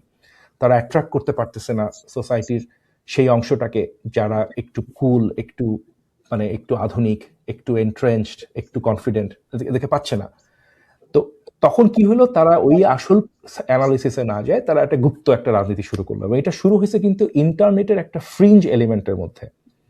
হ্যাঁ, মূলত একটা খুব ছোট্ট একটা গ্রুপ যারা এই হোয়াটসঅ্যাপে বসে বসে রাজনীতি করে, তারা এই ন্যারেটিভটা দাঁড় করায়, এই গুপ্ত শব্দটা রাজনীতি। এবং পরবর্তীতে তাদের মধ্যেই ছিল কয়েকজন তারেক রহমানের অ্যাডভাইজার টাইপের কেউ, তারা এটা প্রাইম মিনিস্টার পর্যন্ত নিয়ে চলে যায় এই এই এই শব্দগুলা। And then it just became a cancer for the society. এবং এটা সবচেয়ে বড় ভিকটিম হবে হচ্ছে রাজনৈতিকভাবে যারা এই শব্দটা নিয়ে রাজনীতি করবে তারা। কারণ হচ্ছে এখানে একটা ফান্ডামেন্টাল প্রবলেম যেটা হচ্ছে, সেটা হলো যে রাজনীতিতে তো ভাই কারোর সাথে কারো কাবিন করে বিয়ে করার জিনিস না। আমেরিকাতে যেমন মাত্র 30% মানুষ রেজিস্টার্ড পার্টি ভোটার, বাকিরা সবাই ইন্ডিপেন্ডেন্ট। তারা একসময় ডেমোক্রেটিক পার্টিকে ভোট দেয়, একসময় রিপাবলিকান পার্টিকে ভোট দেয়, সুইং ভোটার বলে এদেরকে, ঠিক আছে? তো বাংলাদেশ এরকম মিলিয়নস অফ সুইং ভোটার্স আছে। সুইং ভোটাররা যদি থাকে, তারা তো মনে মনে আজকে তারেক রহমানকে খুব লাইক করতেছে, তাকে ভালো লাগতেছে, কালকে হয়তো নাহিদ ইসলামকে ভালো লাগবে, তারা মুভ করবে হবে। এটা স্বাভাবিক। রাজনীতি তো ভাই বিয়ে করার জিনিস না যে আমি তোমার সাথে মানে 7 পাকে বেঁধে, হ্যাঁ, টিল মৃত্যু আমি তোমার দলের পক্ষে ত্যাগী নেতা হিসাবে জয়েন করলাম, এটা তো তা না। বিশেষ করে ডেমোক্রেটিক রাজনীতি যেটা, যেটা মানুষকে ইন্সপায়ার করার রাজনীতি, এখানে তো মানুষ একজন একজনের দলের হয়ে থাকতেই পারে, সাপোর্ট একদিকে থাকতেই পারে তার, মানে ইটস এ কম্পিটিশন। এটা খুব কমপ্লিকেটেড একটা জিনিস। হ্যাঁ, তো এটার মধ্যে যখন আমরা যেটাকে বলি পলিটিক্যাল সায়েন্স, যেটাকে পিউরিটি টেস্ট বলা হয়, যেই রাজনৈতিক দল, আপনার কাগজ কলমে লেখা রাখো, পৃথিবীর ইতিহাসে যেই রাজনৈতিক দল যখন পিউরিটি টেস্ট শুরু করছে তার নিজেদের মানুষের মধ্যে, ওই দল ক্ষতিগ্রস্ত হয়েছে। এটা পৃথিবীর ইতিহাস। মানে পিউরিটি টেস্ট বলতে আপনি কি বুঝাইতে চাচ্ছেন যে বিএনপি একটা ক্রাইসিসে পড়বে এইভাবে যে তার ভিতরে একটা ইন্টারনাল কনফ্লিক্ট শুরু হবে, যে অমুক অমুকরে মানে পয়েন্ট ফিঙ্গারিং করবে যে সে হচ্ছে গুপ্ত, অমুক অমুকরে বলবে সে আসলে এক্স্যাক্টলি, মানে কথা কথা বলতেছি, মানে যেই জিনিসটা আমি প্রকাশ্যে বলি না, যেটা আমি মুখে বলি না, আমাকে যদি এখন কেউ এসে বলে যে ভাই আপনি ওই পাশের বাসার ভাবির প্রতি আপনার একটা অ্যাট্রাকশন আছে, এটা এখন কেউ একজন বলে বসলো, তা এখন এটা কি বললেই আমার অ্যাট্রাকশন হয়ে গেল? আমি তো মুখে কখনো বলি নাই, ওই ভাবিও তো বলে নাই যে সে আমারে পছন্দ করে, ঠিক আছে? কিন্তু কিন্তু তুমি এসে কয়া বসলা যে ভাই আপনি কিন্তু ওই ভাবের সাথে কিন্তু আপনি কিন্তু ভালোবাসেন তাকে, কিন্তু মুখে বলেন না। আমি এখন তো থতমত হয়ে যাবো এই অ্যাকুইজিশন খায়। হ্যাঁ, এমন হইতে পারে ওই ভাবের সাথে হয়তো আমি বিকালবেলা দাঁড়ায় একটু ফুল গাছে পানি দিছি, বা আমি তার সাথে হয়তো চা খাইছি, হইতেই পারে। হ্যাঁ, বা তার ভাইয়ের সাথে হয়তো আমার ভালো সম্পর্ক, তার সাথে আমার একটা ছবিও আছে, এটাও হইতে পারে। কিন্তু এখন যদি কেউ এসে বলে ভাই আমি কিন্তু জানি আপনি কিন্তু ওই ভাবির প্রতি দুর্বল, আপনি গুপ্ত, যে ভাবির প্রতি গুপ্ত। হ্যাঁ, এই ধরনের একটা অবাস্তব অ্যাকুজিশন যদি কেউ কাকে এসে দিয়ে দেয়, তখন যেটা হয় এখানে দুটা ঘটনা ঘটে। একটা হলো যদি আবার একটু রসিক ব্যাপার ঘটে, তখন ভাবিও এই যে একটা ফালতু আলাপ উঠলো, এটা দুজনের মধ্যে একটা অ্যাট্রাকশন ক্রিয়েট করে ফেলতে পারে। কিন্তু যে এটা একটা, আরেকটা হলো যদি সমাজ সবসময় আলাপ করতে থাকে যে ভাই ওনাদের মধ্যে প্রেম আছে, প্রেম আছে, প্রেম আছে, হয়েও যেতে পারে। এটা একটা প্রবলেম। আরেকটা প্রবলেম হলো যেই লোকটাকে একবার, এখন আমার ওয়াইফ তখন আমার উপর যেতে পারে, যাই কি শুনতেছি তুমি কোথায় ওইটা। হ্যাঁ, মানে ইট ক্রিয়েটস যেটাকে বলে হচ্ছে পিউরিটি টেস্ট, যেটাকে বলে ফিয়ার অফ দ্য আননোন, যেটা আমি মুখেও কই নাই, আমি জানিও না, এটা তো কোনো বলার মতো কোনো কিছু না। হ্যাঁ, তো রাজনৈতিকভাবে একটা আনসিন জিনিসকে নিয়ে কখনো রাজনীতি করতে যাওয়া মানে হচ্ছে এটার ড্যামেজ হবে সব দিকে। কিভাবে হবে? হয়তো এখন একটু ইসলামিক মাইন্ডের একটা দাঁড়িয়ালা বিএনপি নেতা, সে ভয়ে আছে যে ভাই আমার এখন জামাত ইসলামী বানাই দিতে পারে, আমি গুপ্ত। হ্যাঁ, বা হয়তো একটু বাংলাদেশে তো ইনফ্যাক্ট জামাত ইসলামী যারা করে, এনসিপি যারা করে, এদের অনেক বড় একটা অংশ বিএনপি থেকে আসছে। বিশেষ করে যারা এখন ইয়াং, তাদের দেখা যাবে এনসিপি তো 100% বলা যেতে পারে, মানে অনেক বড় এনসিপির একটা অংশ। ইনফ্যাক্ট এনসিপির ব্র্যান্ড, এবার যারা ভোট দিছে ভাই, একটা বিরাট অংশই আগের নির্বাচনে হয়তো বিএনপি কে দিছে, বিএনপি ভোট দিছে, তাই না? তো বিএনপি থেকে আসতেছে এরা। তো এখন এইরকম যদি একটা মানে ইন্টারনিসাইন বলে এটাকে, মানে অটো ইমিউন ডিজিজের মতো, যখন নিজের সেল নিজের বিরুদ্ধে ফাইটিং শুরু করে, এখন ভাই আপনার দাঁড়িয়ে আছেন, আপনি গুপ্ত, আপনি একটু আপনার মামা আছে একজন শিবির করেন, তারপরে আপনিও গুপ্ত। এখন এভাবে যদি বলা শুরু হয়, হ্যাঁ, এটা হচ্ছে পিউরিটি টেস্ট। তো তখন কি হয়, পিউরিটি টেস্টে যেটা হয়, তখন দুইটা প্রবলেম আসে। যারা বিএনপির কাছ থেকে কিছু চায়, তারা তখন বাধ্য হয়ে এই ফদা পাগলা হয়ে যাবে, চিৎকার করে করে বলতে থাকবে, নিজেকে আরো সোসাইটিতে ড্যামেজ করবে, কারণ সে ভাবতেছে যে এগুলা পাগলামি করলে আমি অ্যাটলিস্ট কেউ আমাকে গুপ্ত রাখতে পারবে না। এটা হচ্ছে একটা শ্রেণী এই কাজটা করবে, একদল থাকবে, সে পিউরিফাইড, মানে ভয় পায় নিজেকে মানে শিল্ড করার চেষ্টা করবে যে বেশি বেশি করে গালাগালি করো, and that will make them look ridiculous. ঠিক আছে, হয়তো তার নিজের ফ্যামিলি বলবে ভাই আপনি কি হয়েছে ভাই আপনার, আপনি কি মানে একটা লাইনে দিচ্ছেন নাকি, কিছু একটা পাওয়ার জন্য এরকম শুরু করছেন কেন? তার জন্য কিন্তু আসলে এটা ড্যামেজিং। আর আরেকটা গ্রুপ যারা ভদ্র মানুষ, যারা আগে যা ছিল তাই থাকবে, তারাও যদি আবার গুপ্ত গালি খায়, তখন তারা আবার ফ্রাস্ট্রেশন থেকে, ওই যে বললাম যে ভাবির উদাহরণ, তাদের মধ্যে একটা প্রেম চলে আসতে পারে যে শালা এরা গুপ্ত বলে, তাহলে আমি যাই জামাতেই জয়েন করি, হ্যাঁ এনসিপিতে জয়েন করি। এটা কিন্তু একটা হবে, এটা একটা ডেফিনেটলি একটা গ্রুপ এটা করবে। তো আমি আমার সাথে মাঝে মাঝে হয়তো বিএনপির কর্মীদের কথা হইলে আমি সবসময় কথাটাকে বলি যে ভাই ডোন্ট ডু দিস, কারণ রাজনীতি একটা ইন্সপিরেশনের জিনিস। যে এই মুহূর্তে জামাতের প্রতি দুর্বল, তাকে নিয়ে এসে ধানের শীতে ভোট দিতে পারানোটা হচ্ছে রাজনীতি, গণতান্ত্রিক রাজনীতি। যে এই মুহূর্তে এনসিপি হওয়ার কথা ভাবতেছে, তাকে নিয়ে এসে ধানের শীষে ভোট দেওয়াটা হচ্ছে গণতান্ত্রিক রাজনীতি। কি যে ডাকসু বা 5টা ছাত্র সংসদে শিবির জিতলো, যেটা ফলে এই গুপ্ত টার্মটা নিয়ে আসলো, এই মানে শিবির জিতলো কেন? এটা কি তাদের শুধু এরকমই যে তারা আসলে বিএনপি আওয়ামী লীগের মতো প্রচলিত স্লোগান নির্ভর রাজনীতি না করে তারা তো তলে তলে কাজ করে, বই দেয়, এটা সেটা, শুধু কি এটা মনে করেন নাকি আসলে সোশ্যাল ওয়েলফেয়ার অ্যাক্টিভিটিসও ছিল? মানে আপনার মূল্যায়নটা কি? আমি আসলে এটা বুঝতে যাচ্ছি। আচ্ছা, শিবির নিয়ে এবং জামাত নিয়ে আমাকে কথা বলতে দিতে হবে, সো আমি ওইটাতে আসবো। Definitely we need to spend at least 10-15 minutes on that. হ্যাঁ, যদি আমরা ওইদিকে যাই, তাহলে let's go into that more then. সেটা হলো ছাত্র সংসদ দিয়ে শুরু করেন আগে, তারপরে আচ্ছা ঠিক আছে। আজকে যেই ছেলে পেলেগুলা ঢাকা ইউনিভার্সিটিতে পড়ে, আমি বাইতে একসময় ঢাকা ইউনিভার্সিটিতে পড়তাম, তো কিছুদিন পড়ছি 1 বছরের মতো। তো যারা ঢাকা ইউনিভার্সিটিতে পড়ে, তাদের যে বয়স, তাদের বয়স হচ্ছে 21 থেকে 27, 28, 29 এরকম একটা বয়স। সেখান থেকে 17 বছর বিয়োগ দিলে থাকে হচ্ছে 4 বছর কিংবা 7 বছর বা 8 বছর।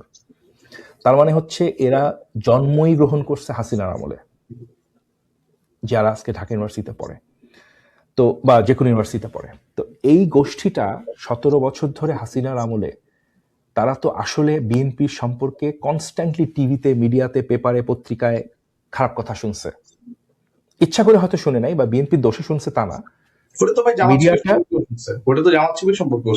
আমি আসতেছি, কিন্তু তারা শুনছে এটা যে বিএনপি খারাপ, বিএনপি খারাপ, বিএনপি খারাপ, তারেক রহমান খারাপ, তারেক রহমান একটা মনস্টার, এগুলা তারা জন্মের পর থেকে শুনছে। মানে তারা, এবং সেইটাকে নিয়ে কাজ করে সফট করার মতো, ওই শ্রেণীটাতে কাজ করার মতো সুযোগ যেটা বিএনপির দরকার ছিল, ওই যে গুপ্ত সুপ্ত প্রবলেম যেটা বললাম, যে তখন বিএনপি যেহেতু প্রকাশ্যে রাজনীতি করে, তারা সেভাবে লোক রাখতে পারে নাই ঢাকা ইউনিভার্সিটিতে এই মেসেজিংটা ক্লিয়ার করার জন্য। বিএনপির যেহেতু কোনো আইডিওলজিক্যাল দল না, তাদেরকে ক্যাম্পাস থেকে সরায় ফেলাটা অনেক ইজি ছিল।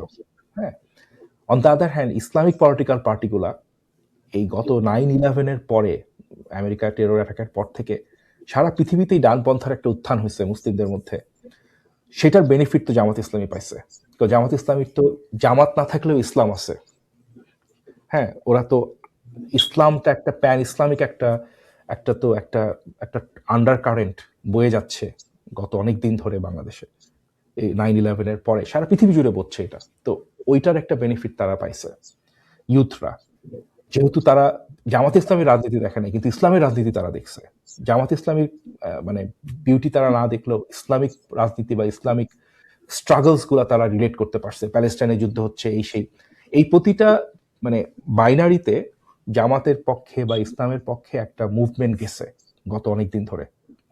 সেটার একটা আন্ডার কারেন্ট আজকের ইয়াং ছেলেমেয়েরা মোর ইসলামিক হয়ে গেছে। কারণ আজ থেকে 30 বছর আগে আমি যখন ঢাকা ইউনিভার্সিটিতে পড়তাম, আমি তখনও এরকম গেঞ্জি গুঞ্জি পরে যাইতাম, কিন্তু এখন কিন্তু ঢাকা ইউনিভার্সিটি সবাই পাঞ্জাবি পরে যায়, ইয়াং ছেলেপেলেরা। মেয়েরা সালোয়ার কামিজ পরে, বোরখা পরে, নিকাব পরে যায়। এটা কিন্তু আমরা দেখি নাই আমাদের সময়। আমার সময় আমি স্পেশালি হিজাব এখন খুব মানে হ্যাঁ অ্যাভেইলেবল। হ্যাঁ, আমার লাইফে আমি কোনোদিন কোনো নিকাবি মেয়েকে ঢাকা ইউনিভার্সিটি দেখি নাই। আমার লাইফে আমি কোনো হিজাবি মেয়েকে নর্থ সাউথেই দেখি নাই, নর্থ সাউথ ইউনিভার্সিটি। এখন নর্থ সাউথ ভর্তি হিজাবিজ আর নিকাবিজ। সো মানে এটা একটা সোশ্যাল চেঞ্জ, এটা একটা সোশ্যাল চেঞ্জ। রাইট। তো যেটা বললাম যে এদের রাজনৈতিক দল না থাকলেও ইসলাম ছিল। হ্যাঁ, মানে জামাত ইসলামী শিবিরের তো ইসলামিক আন্ডার কারেন্টটা তাদের পক্ষে ছিল। হ্যাঁ, তো এইসব নানা কারণের বাইরে, হ্যাঁ অবশ্যই জামাতের একটা অর্গানাইজেশন আছে, ফাইন্যান্সিয়াল স্ট্রেংথ আছে, ইনস্টিটিউশন বিল্ডিং করছে। আর সবচেয়ে বড় কথা হাসিনা খালেদা। আমি একটা পয়েন্ট এটা আপনার থেকে শুনি, আপনি তো এরপরে আমি জামাতের ব্যাপারে আপনার মূল্যায়ন জানতে চাবো বিরোধী দল হিসেবে। হ্যাঁ, তার আগে একটা ছোট করে কমেন্ট, সেটা হচ্ছে ধরেন আমরা 5ই অগস্টের পরে ছাত্র সংসদ ইলেকশন তো 1 বছর পরে হইলো। 1 বছরে শিবিরকে দেখলাম যে তারা অনেক ওয়েলফেয়ার কর্মসূচি নিল। যেমন তারা ধরেন দেখা গেল যে তারা ইফতার বিতরণ করছে। আচ্ছা, এখানে টাকা পয়সার একটা ব্যাপার আছে, যেটা আপনি বললেন যে তাদের ফাইন্যান্সিয়াল স্ট্রেংথ আছে। তারা দেখা গেল ওই যে পানির ফিল্টার দিচ্ছে, তারা দেখা যাচ্ছে কোনো একটা জায়গায় ওই মসজিদের কার্পেট মানে করে দিচ্ছে ছাত্রী হলে তাদের নামাজের জন্য। তারা মৌসুমী ফলের উৎসব, ফল উৎসব করতেছে। তারা ধরেন চিত্র প্রদর্শনী করতেছে, 36শে জুলাই এক্সপ্রেস সায়েন্স ফেস্ট। তো এই জাতীয় প্রোগ্রাম গুলো কি ছাত্রদল চাইলে তো করতে পারতো, মানে এই জায়গাটাতে তারা কেমন কম্পিটিশন করার সিদ্ধান্ত নিল না, এইটা একটু আপনি যদি বলেন। ভাই, ছাত্রদল, ছাত্রলীগ, এদের যে রাজনৈতিক স্ট্রাকচার, এখানে ম্যানেজমেন্ট সায়েন্সের একটা প্রবলেম আছে। সেটা হচ্ছে এদের মাথা ভারী লেয়ার্স আপন লেয়ার্স অফ লিডার্স তাদেরকে ন্যাভিগেট করতে হয়। হ্যাঁ, মানে একটা ছাত্র দলের যে আজকে সংসদে দাঁড়াচ্ছে, তার উপরে বিগত 5জন ভিপিজিএস বসে আছে, যারা এখন বয়স হয়ে গেছে 60, কিন্তু তারা আচরণে এখনো নিজেদেরকে ডাকসু ভিপি মনে করে। আচ্ছা, তাদের উপরে আবার বসে আছে হবু মন্ত্রী, কারেন্ট মন্ত্রী, হইতে লেয়ার্স আপন লেয়ার্স হতে প্রাইম মিনিস্টার পর্যন্ত সবাইকে এদের ডিল করতে হয়। বিএনপির যারা একটা ছাত্র রাজনীতি করে, হ্যাঁ, মানে এখানে too many layers of management in the middle. আর যার ফলে এদের পক্ষে কোনো একটা ন্যারেটিভের ফাইট করা বা কোনো একটা নতুন একটা আইডিয়া এক্সিকিউট করা is very difficult. It's a management problem. হ্যাঁ, এটা বিএনপি এবং আওয়ামী লীগ এই দুইটা রাজনৈতিক দলের লিডারশিপ হচ্ছে ব্লোটেড। মানে nobody leaves this parties, just think about it. BNP ভর্তি 70-80 বছরের নেতা, এদের কারো রিটায়ারমেন্ট কিংবা মানে বিশ্রাম নেওয়ার কোনো ইচ্ছা নাই। কোনো একটা বই লেখা বা বার্ধক্য জীবনটা এনলাইটেন্ড ভাবে কোনো একটা একাডেমি খোলা বা কোনো একটা থিঙ্ক ট্যাঙ্কে বসে দেশ নিয়ে লেকচার দেওয়ার কোনো ইচ্ছা নাই। এরা সবাই পদ পদবি এবং পজিশনে বসে রাজনীতি করতে চায়। হ্যাঁ, বিএনপির মানে এটা আমৃত্যু রাজনৈতিক কালচার, এটা বিএনপি আওয়ামী লীগের এটা আমৃত্যু রাজনৈতিক সেটেলমেন্ট। এই দলগুলোর ভিতরে। এই কারণে এগুলোতে লেয়ার্স আপন লেয়ার্স অফ ম্যানেজমেন্ট মানে বসে আপনি আছে। এটা বলছেন যে এটা আইডিওলজি বেসড রাজনীতি না, যেহেতু পাওয়ার সেন্ট্রিক রাজনীতি ওই জন্য। আচ্ছা, আমি এটা বুঝতে পারছি মোটামুটি। এখন আমি না, আপনার কাছে ফিনিশ করি, কথাটা ফিনিশ করি। সো এই স্ট্রাকচার ভার্সেস এনসিপি বা শিবিরের যেটা অ্যাডভান্টেজ, এদের লেয়ার্সটা কম। সো আজকে হাসনাত আব্দুল্লাহ তার মুখে যা আসে বলে ফেলতে পারে, তার বয়স 27। হুম, সাদেক কায়ম তার মুখে যা আসে বলে ফেলতে পারে, তারও বয়স হয়তো 25-26 বা 27। ব্যাচমেট কিন্তু বিএনপি, হ্যাঁ ব্যাচমেট হ্যাঁ এরা।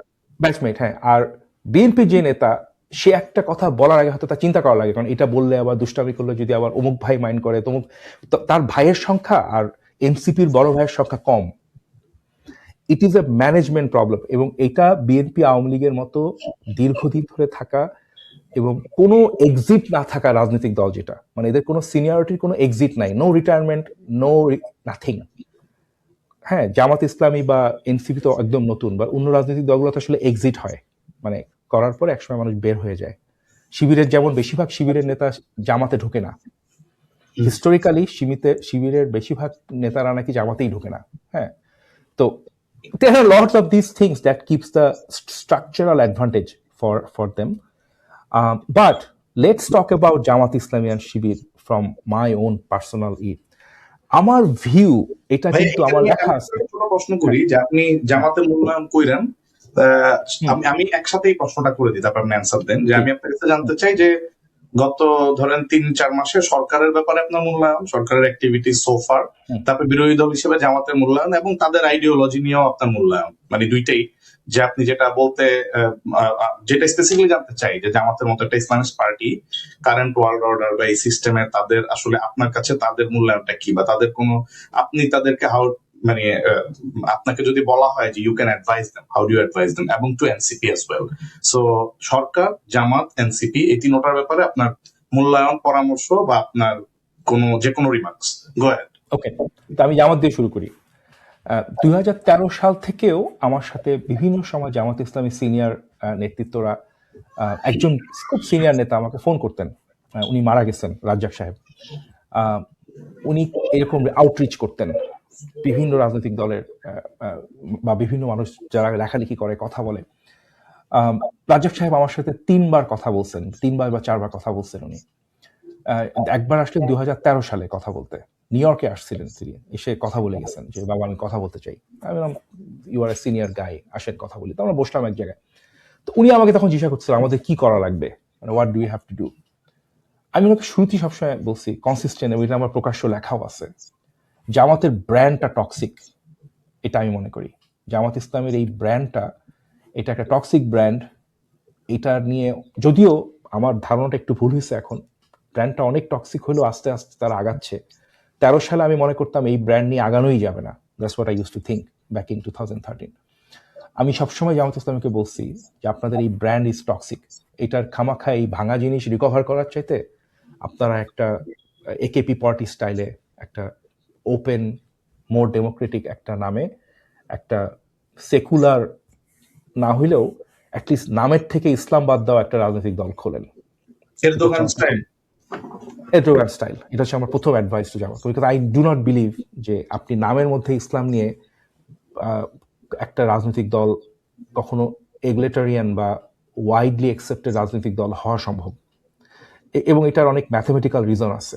আমাদের দেশে 7-8% হিন্দু আছে, আমাদের দেশে অ্যাট এনি গিভেন পয়েন্ট অনেক লিবারাল মানুষজন থাকবে, অনেকে অ্যাগনস্টিক থাকবে, অ্যাথিস্ট থাকবে। আপনি একটা রাজনৈতিক দল এমনভাবে তৈরি করতে পারেন না যেটার মধ্যে এদের কোনো নামেই এরা আসতে চাবে না। That is a strategic mistake. হ্যাঁ, মানে মানে মানে আমি এমন একটা দোকান দিব যে দোকানে লেখাই থাকবে যে এটা শুধুমাত্র মুসলমানের দোকান, সো এটা তো ব্যারিস্টার হিন্দু আব্দুর কাস্টমার রাজ্জাকের আসবে না। রেসপন্স কি ছিল? ব্যারিস্টার আব্দুর রাজ্জাকের রেসপন্স? উনি আমাকে তখন বলছিলেন, 13 সালে বলছিলেন যে আমরা যদি এখন নাম চেঞ্জ করি তাহলে যে পরিবর্তিত নামটা নিয়েও গালাগালি শুরু হবে। উনি এটা আমাকে বলছিলেন, যে এটা এখনো করার সময় হয় নাই। হ্যাঁ, তো বাট উনি he was receptive, he was a very good listener. ওনাকে ইনফ্যাক্ট উনি সকল রাজনৈতিক দলের সাথে ওনার খুব ভালো সম্পর্ক ছিল সেই সময়। উনি আসলে খুব ভালো লিসেনার ছিলেন। উনি ইনফ্যাক্ট আমার সাথে দেখা করতে আসছে, অ্যাজ আই সে 2-3 বার আসছিলেন। 3 বার বোধহয় ওনার সাথে আমার সামনাসামনি দেখা হয়েছে, আর একবার ফোনে কথা হয়েছে। উনি এসে আমার সাথে, আমি অফিস থেকে নামাইতো আমাকে, তারপর আমরা হাঁটতাম, হাঁটতে হাঁটতে কথা বলতাম, এই চা নাস্তা খাইতাম, তখনই চলে যেত। তো তারপরে তিনি অসুস্থ হয়ে গেলেন, তারপরে তিনি জামাত থেকেও বের হয়ে গেলেন, নতুন দল করার চেষ্টা করলেন, অনেক কিছু হয়েছিল। But anyway, we digress. But আমি যেটা বলতে চাচ্ছি সেটা হলো যে অ্যাডভাইস দেওয়ার ক্ষেত্রে বলছে it is not a tenable রাজনৈতিক দল এরকম নাম নিয়ে। আরেকটা জিনিস হলো, বাংলাদেশে ইসলামিক রাজনৈতিক দলগুলো যেটা মেইন প্রবলেম, সেটা হলো আমি কনফিডেন্ট না যে এরা পাওয়ারে আসলে করতে পারবে, মানে নিজেদেরকে একটা মধ্যপন্থী বা একটা প্র্যাকটিক্যাল রাজনৈতিক শক্তি হিসাবে নিজেদেরকে গভর্ন করতে দিতে পারবে, এটা আমি কনফিডেন্ট না। তার কারণটা আমি বলি, ইনফ্যাক্ট এটা নিয়ে আমি কিছুদিন আগে একটা শো করছিলাম ইলেকশনের দিন, জামাত ইসলামীর যে আমেরিকায় যে মুখপাত্র নাকিবুর রহমান, তার সাথে। তবে তাকে বলছিলাম যে ভাই, আপনি যে রাজনীতি করতেছেন, আপনি তো হয়তো পাওয়ারে যেতে পারেন, ভাবতেছেন পাওয়ারে যাবেন, তো যদি আপনি পাওয়ারে যান, ঠিক তখনকার আমি একটা উদাহরণ তাকে দিছি যে ঠিক তখন বাংলাদেশি একটা মেয়ে, সে বিশ্ব সুন্দরী প্রতিযোগিতায় গেছে, মিস ইউনিভার্স প্রতিযোগিতায়। তো ওইখানে সে বাংলাদেশে না, এটা একটা ক্যারিবিয়ান কোনো একটা জায়গাতে তো গেছে, ওখানে একটা সুইমস্যুট রাউন্ড ছিল। তো ওই মেয়েটা মানে এত সংক্ষিপ্ত জামা পরছে, যে কারণে আমি দুইটা কারণে অবাক হয়েছি। একটা হলো যে ফার্স্ট অফ অল জামাটা অনেক ছোট ছিল, আর দুই নম্বর একটা বাঙালি মেয়ে পরছে, এবং বাঙালির গায়ে যে এই জিনিস পরা সম্ভব এটা আমি বিশ্বাস করতাম না ওরে না দেখা পর্যন্ত। আর শুধু তাই না, পরে দেখলাম যে সে খালি ছোট জামা পরে হাঁটে নাই, সে পৃথিবীর মধ্যে পঞ্চম হয়েছে, ঠিক আছে, মানে তালিকার মধ্যে সে 5 নাম্বার হয়েছে সুইমস্যুট কন্টেস্টে, এবং পুরোটাই কিন্তু দেশের বাইরে, ঠিক আছে। তো আমি যখন এই আলাপ শুরু করছি, তখন আমাকে আপনাদের মানে সরি নাকিব ভাই বলতেছে যে do you really have to go there. আমি বললাম যে yes, it is important to me, কারণ আমি একটা প্রো ডেমোক্রেসি পার্সন। এবং আমার বক্তব্য হইলো, এখন এই যে মেয়েটা জিতে আসলো, আজকে যদি জামাত ইসলামী পাওয়ারে যায়, আপনি আমাকে এখানে বইলা যান যে আপনি ওরে কি করবেন। মানে ওর তো সমাজে স্পেস আছে, সে তো দেশকে, বাংলাদেশের আইনে সে কোনো অপরাধ করে নাই। জামাত কি এই কথাটা বলতে পারবে? পারবে না। জামাত এই মানে আপনার পয়েন্টটা হচ্ছে যে আমাদের যে লিবারেল ফ্রেমওয়ার্কে এখন ওয়ার্ল্ডটা চলতেছে, কারেন্ট ওয়ার্ল্ড অর্ডারে, এই ফ্রেমওয়ার্কের মধ্যে আসলে মানে ইসলামিস্ট আইডিওলজি নিয়ে আপনি গভর্ন করতে গেলে আপনি এই লিবারেল প্যারাডাইমের সাথে কিভাবে ডিল করবেন, মানে এটা শুধু করতে সেটা পারবেন না, আমার যেটা ভয় সেটা হলো আফগানিস্তানে যেটা হয়েছে। আফগানিস্তানে তালেবানরা পাওয়ারে এসে মেয়েদের পড়াশোনা বন্ধ করা শুরু করছে একটার পর একটা, এবং এটা নিয়ে আমার লেখাগুলো যেগুলো আছে, আপনি যদি ওই কমেন্টস থ্রেড গুলাতে যান 2021, 22, 23, 24, কিন্তু ভাই আফগান তালেবানের সাথে জামাতের হিউজ ডিফারেন্স, এটা তো আপনি জানেন। না, অফকোর্স তালেবানদের সাথে জামাত ইসলামীর সাংঘাতিক রকমের ডিফারেন্স আছে, আই গেট ইট, কিন্তু ইসলামিস্ট পলিটিক্যাল পার্সন যারা, তাদের কিছু মিলও আছে। মিলের জায়গাটা হচ্ছে, তালেবানরা তো এক্সট্রিম, তারা যখন এই কাজগুলা করলো, আমি আপনাকে বলতে পারি বাংলাদেশের অধিকাংশ ইসলামিস্ট, অ্যাটলিস্ট ফেসবুকের ইসলামিস্ট যারা, they were supporting the decline in Afghanistan, মেয়েদের এডুকেশনের। এটা অধিকাংশ না হলেও একটা বড় অংশ, অ্যাটলিস্ট দ্য ভোকাল অংশ যারা লেখালেখি করে, কমেন্ট করে, তারা, কারণ তারা বিশ্বাস করতেছিল না যে তালেবান আসলেই পড়াশোনা বন্ধ করে দিবে। তারা এসে তালেবান একটা করে এক্সকিউজ দেয়, তারা ওটা বিশ্বাস করে। তালেবান বলে যে আমরা দেখে শুনে আবার খুলবো, তারা ওটা বিশ্বাস করে। আর আমরা বলতেছিলাম যে ভাই, তুমি পড়াশোনা বন্ধ করতেছিল কেন? তুমি কি করবা সেটা আগে কইরা তারপরে মানে কি করবা করো, কিন্তু তুমি পড়াশোনা বন্ধ করে, কেউ কখনো বলে যে আমি চিন্তা করবো এদের কি করা দরকার মেয়েদের। এবং দেখেন, আমাদের আশঙ্কাটাই প্রমাণিত হলো, তালেবানরা এখন মেয়েদের লেখাপড়া সম্পূর্ণভাবে বন্ধ করে দিচ্ছে আফগানিস্তানে। আমার যে ক্লাস 6 এর পর থেকে, ক্লাস 6 এর পর থেকে হ্যাঁ, আমার যে ফিয়ারের জায়গাটা, সেটা হলো বাংলাদেশে যে ইসলামিক পলিটিক্যাল পার্টিগুলো আছে, ধরেন কালকে একটা ইসলামিক পার্টি বা দুইটা ইসলামিক পার্টি পাওয়ারে গেল, তারপরে এরকম কোন একটা ফ্রিঞ্জ এলিমেন্ট গ্রামে গঞ্জে যায় এগুলো করা শুরু করলো। কথার কথা, ইসলামিক পলিটিক্যাল পার্টিগুলোর প্রবলেম হলো, তারা তখন হঠাৎ করে চিন্তা করা শুরু করবে যে আচ্ছা, আমি যদি একটু বেশি স্ট্রং ভূমিকা নেই এটার এগেনস্টে, আমার ভোট কমতে পারে। তাদের সেই কনফিডেন্সটা থাকবে না এটা থামানোর ব্যাপারে। হ্যাঁ, মানে we can go into many examples. ধরেন, মানে আমি আপনার পয়েন্টটা বুঝছি ভাই, আই গেট ইউর পয়েন্ট। হয়তো স্পেসিফিক যে এক্সাম্পলটা দিচ্ছেন এটা পুরোপুরি অ্যাপ্লিকেবল না হইলেও, but I get your point, because মানে ধরেন এই যে এডুকেশন নিয়ে, এইটা কিন্তু শুধুমাত্র পলিটিক্যাল কোয়েশ্চেন না, এটা তো একটা রাইটস এর কোয়েশ্চেন। মানে ইসলামে তো আসলে মেয়েদেরকে পড়াশোনার রাইটস দিছে।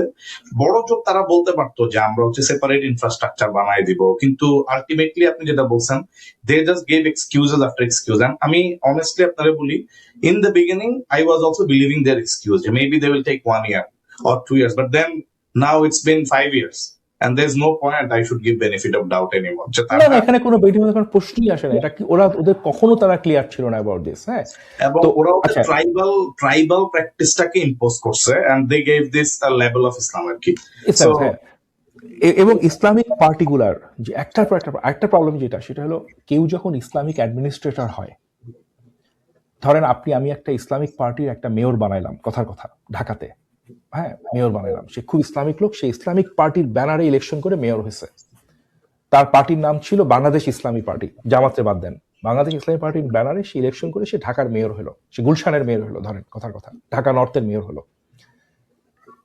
গুলশানে তো ভাই বেশ কিছু লোকজন লিভ টুগেদার করবে, সবখানেই করে, গুলশানেও করবে। গুলশানে ভাই বহুত ছেলে মেয়ে হয়তো হোটেলে যাবে বিকালে করে, সকালে করে, মধ্যরাতে। গুলশানের ছেলেমেয়েরা পার্টি করবে, হয়তো মদ খাবে, রাইট? তো এগুলা একটা কাজও আমি যতদূর জানি বাংলাদেশের কনস্টিটিউশন বা আইনের বরখেলাপ না, যতক্ষণ পর্যন্ত এটা একটা নিয়মের মধ্যে রাখা যায়। ইসলামিক অ্যাডমিনিস্ট্রেটরের প্রবলেম যেটা হবে, সে তার সামনে যখন কেউ এসে বলবে, ভাই আজকে একটা একটা কাপতি ধরছি, কোথায় ধরছেন ভাই? অ্যাপার্টমেন্টে। কেন? ওরা একসাথে থাকে কেন? আমরা মব করে তাকে ধরছি। তো তখন একটা ইসলামিক যদি একটা মেয়র হয়, বা ধরেন একই উদাহরণ, যে আমরা একটা বার যায় ধরে নিয়ে আসছি, বারে যে আটকাইছি, ড্যান্স করতেছিল কেন? ইসলামিক মেয়রের তখন দুইটা টেনশন। তার প্রথম টেনশন হলো ভোটের টোটের রাজনীতি, সেটা বাদ দিলাম। তার সেকেন্ড টেনশনটা অনেক বেশি প্রাইমারি। সেভাবে আমি আল্লাহর কাছে দাঁড়ায় কি বিচার দিব? এই কাপল ধরছে, এটা আমি ছেড়ে দিয়ে কেমনে? এ তো অপরাধ করতেছিল। সো ইসলামিক পার্টিকুলার এই যে ফান্ডামেন্টাল ফিলোসফিক্যাল একটা ব্যারিয়ার, এটার উত্তর আমার কাছে নাই, কারণ সে ভুলে যাচ্ছে। কনফ্লিক্ট বিটুইন তার moral position versus the constitutional হ্যাঁ, পজিশন। এটা একটা ফিলোসফিক্যাল প্রবলেম, কারণ এটার কোনো রাইট অ্যান্সার আমি এই আমেরিকান জার্সি পরা লোক বলতে পারবো না। কিন্তু ঘটনা হচ্ছে যে এটার একটা ফিলোসফিক্যাল প্রবলেম। একটা ইসলামিক মানুষ যখন ইসলামের ঝান্ডা তুলে রাজনৈতিক দলে যায় বসে, পাওয়ারে যায় বসে, সে তখন সবসময় তার মনের একটা টেনশন থাকে যে আমার সামনে যে প্রবলেমটা আসছে, এটা রাসূল হলে কি করতো, বা এটা আমি ইসলামিক আইনে করলাম কিনা, না এটা আবার আমার মৃত্যুর পর আমাকে কোয়েশ্চেন আনসার দিতে হবে। কিন্তু তার তো আসলে এত টেনশনে না, যে একটা সেকুলার মানুষের যেটা অ্যাডভান্টেজ, সে বলবো ভাই এটা দেশের আইনে নাই, আমি দেখছি ও কোনো কোড ব্রেক করে নাই, আমি ছেড়ে দিছি। It is much easier for a secular platform to follow the constitution than a religious platform to follow constitution. I get the point. আপনি মুভ অন করেন তারপর। হ্যাঁ, ওকে, সো এটা হলো জামাত ইসলামী অ্যান্ড আদার্স, তাদের একটা ফান্ডামেন্টাল প্রবলেম। এগুলা সলভ না করে Jamaat can never be a very powerful. I have a question ভাই, is it the bigger question, bigger problem than আমাদের যে প্রবলেম গুলো ধরেন for 55 years of the inception of the country, from the inception of the country, সেটা হলো আমরা ধরেন nepotism দেখছি, আমরা ধরেন করাপশন ম্যাসিভ লেভেলে আমাদের দেশের। আপনি তো আরো ফাইন্যান্সিয়াল ডেটা, এগুলা ইকোনমিক ডেটা বলতে পারবেন, জিডিপি টিডিপি নিয়ে অনেক থিওরি, যে মালয়েশিয়া আমাদের সাথে একই সময়ে স্বাধীন হয়ে কই চলে গেল আজকে, অথবা সিঙ্গাপুর ইত্যাদি ইত্যাদি, দ্য লিস্ট ইজ অন, আপনি আমার থেকে ভালো জানেন এগুলা।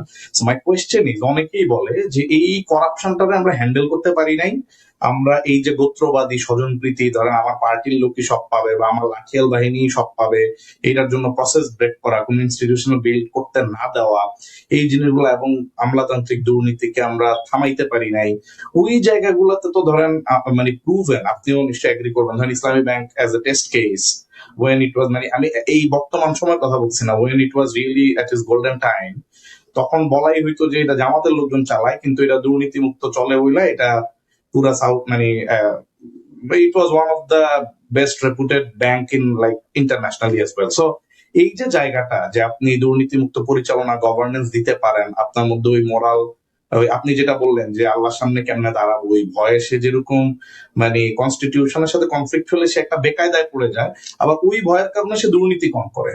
সো আপনি মানে প্রায়োরিটি যদি সেট করেন যে ভাই আমার দেশে এখন যে গরিব দেশ, দুর্নীতিমুক্ত চলাটা বা ধরেন ওই জায়গাগুলোকে আপনি প্রায়োরিটি কতটুকু দিবেন ভার্সাস আপনি যে লিবারাল প্যারাডাইমের সাথে কনফ্লিক্ট যেটা বলতেছেন, I agree to your point totally. এই দুইটার মধ্যে যদি আপনাকে প্রায়োরিটি করতে বলি, তখন what is your answer to that?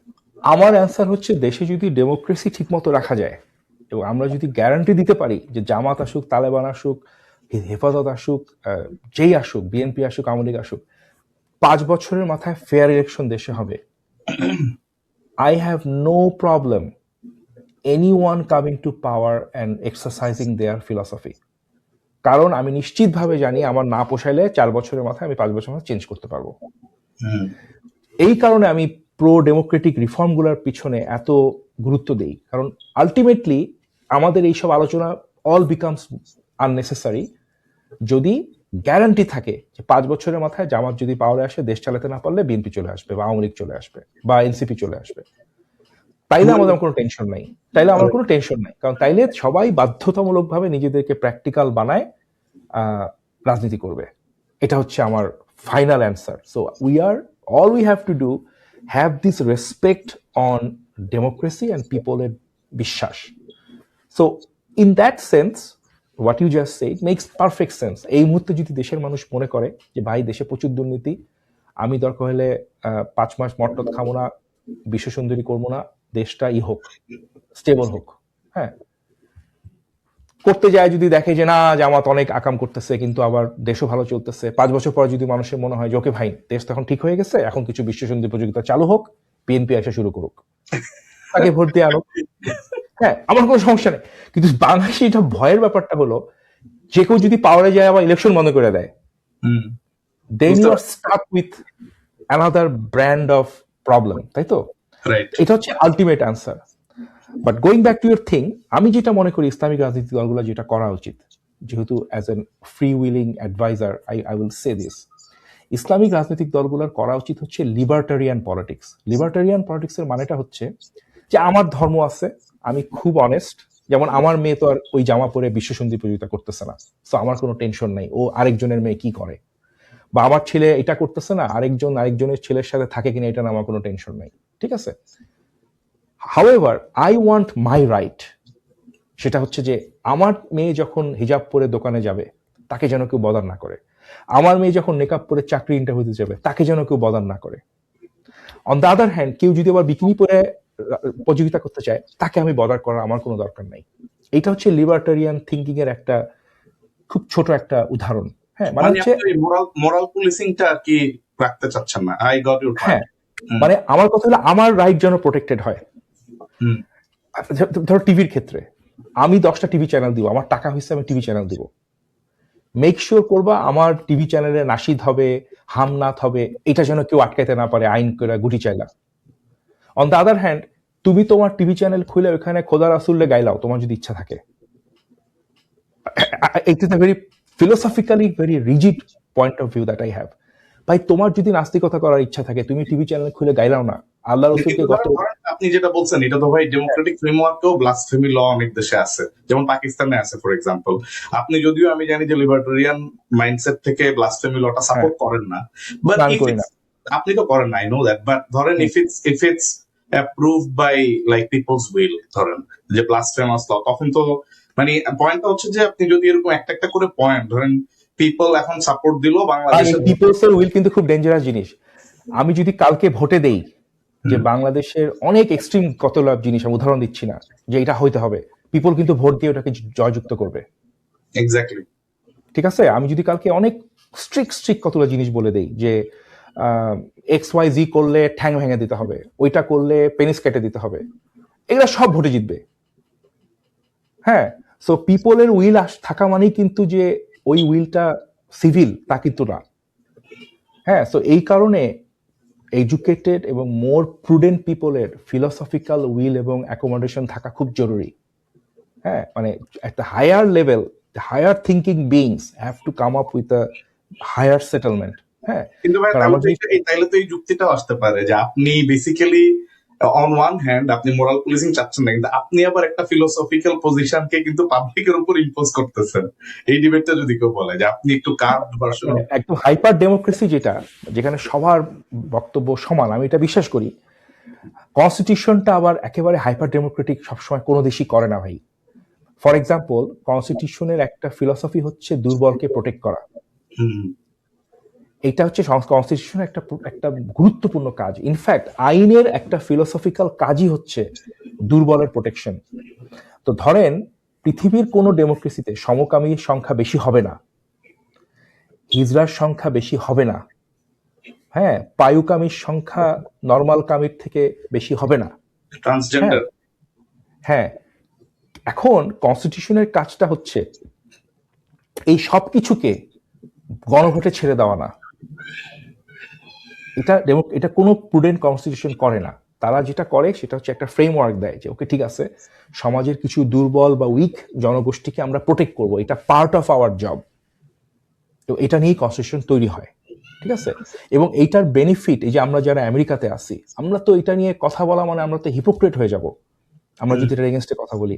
মুসলিমদেরকে আমেরিকান কনস্টিটিউশন যে প্রোটেকশন দেয়, এত ঝড়ঝান্ডার মধ্যেও, আমি 9/11-এর সময় আমেরিকায় ছিলাম, I was a student and I saw it first hand, কি পরিমাণ কনস্টিটিউশনাল প্রোটেকশন মুসলমানরা পাইছে। ক্যান ইউ ইমাজিন বাংলাদেশে যদি সোমালিয়ার লোকজন এসে সংসদ ভবন উড়ায় দিত, আর আমরা যদি রাস্তায় রাস্তায় সোমালিয়ার লোক খুঁজে পাইতাম, ওরা পিটায় আমরা কি করতাম? বাঙালি কোনো কোনো ঠিক ঠিকানা আছে? 71 মানে 9/11-এ যেটা হয়েছে আমেরিকায়, হ্যাঁ। কিন্তু American protection, police system American Muslim vulnerable কমিউনিটিগুলোকে প্রোটেক্ট করছে ওই সময়টাতে, যাতে এরা অ্যাটাক না খায়।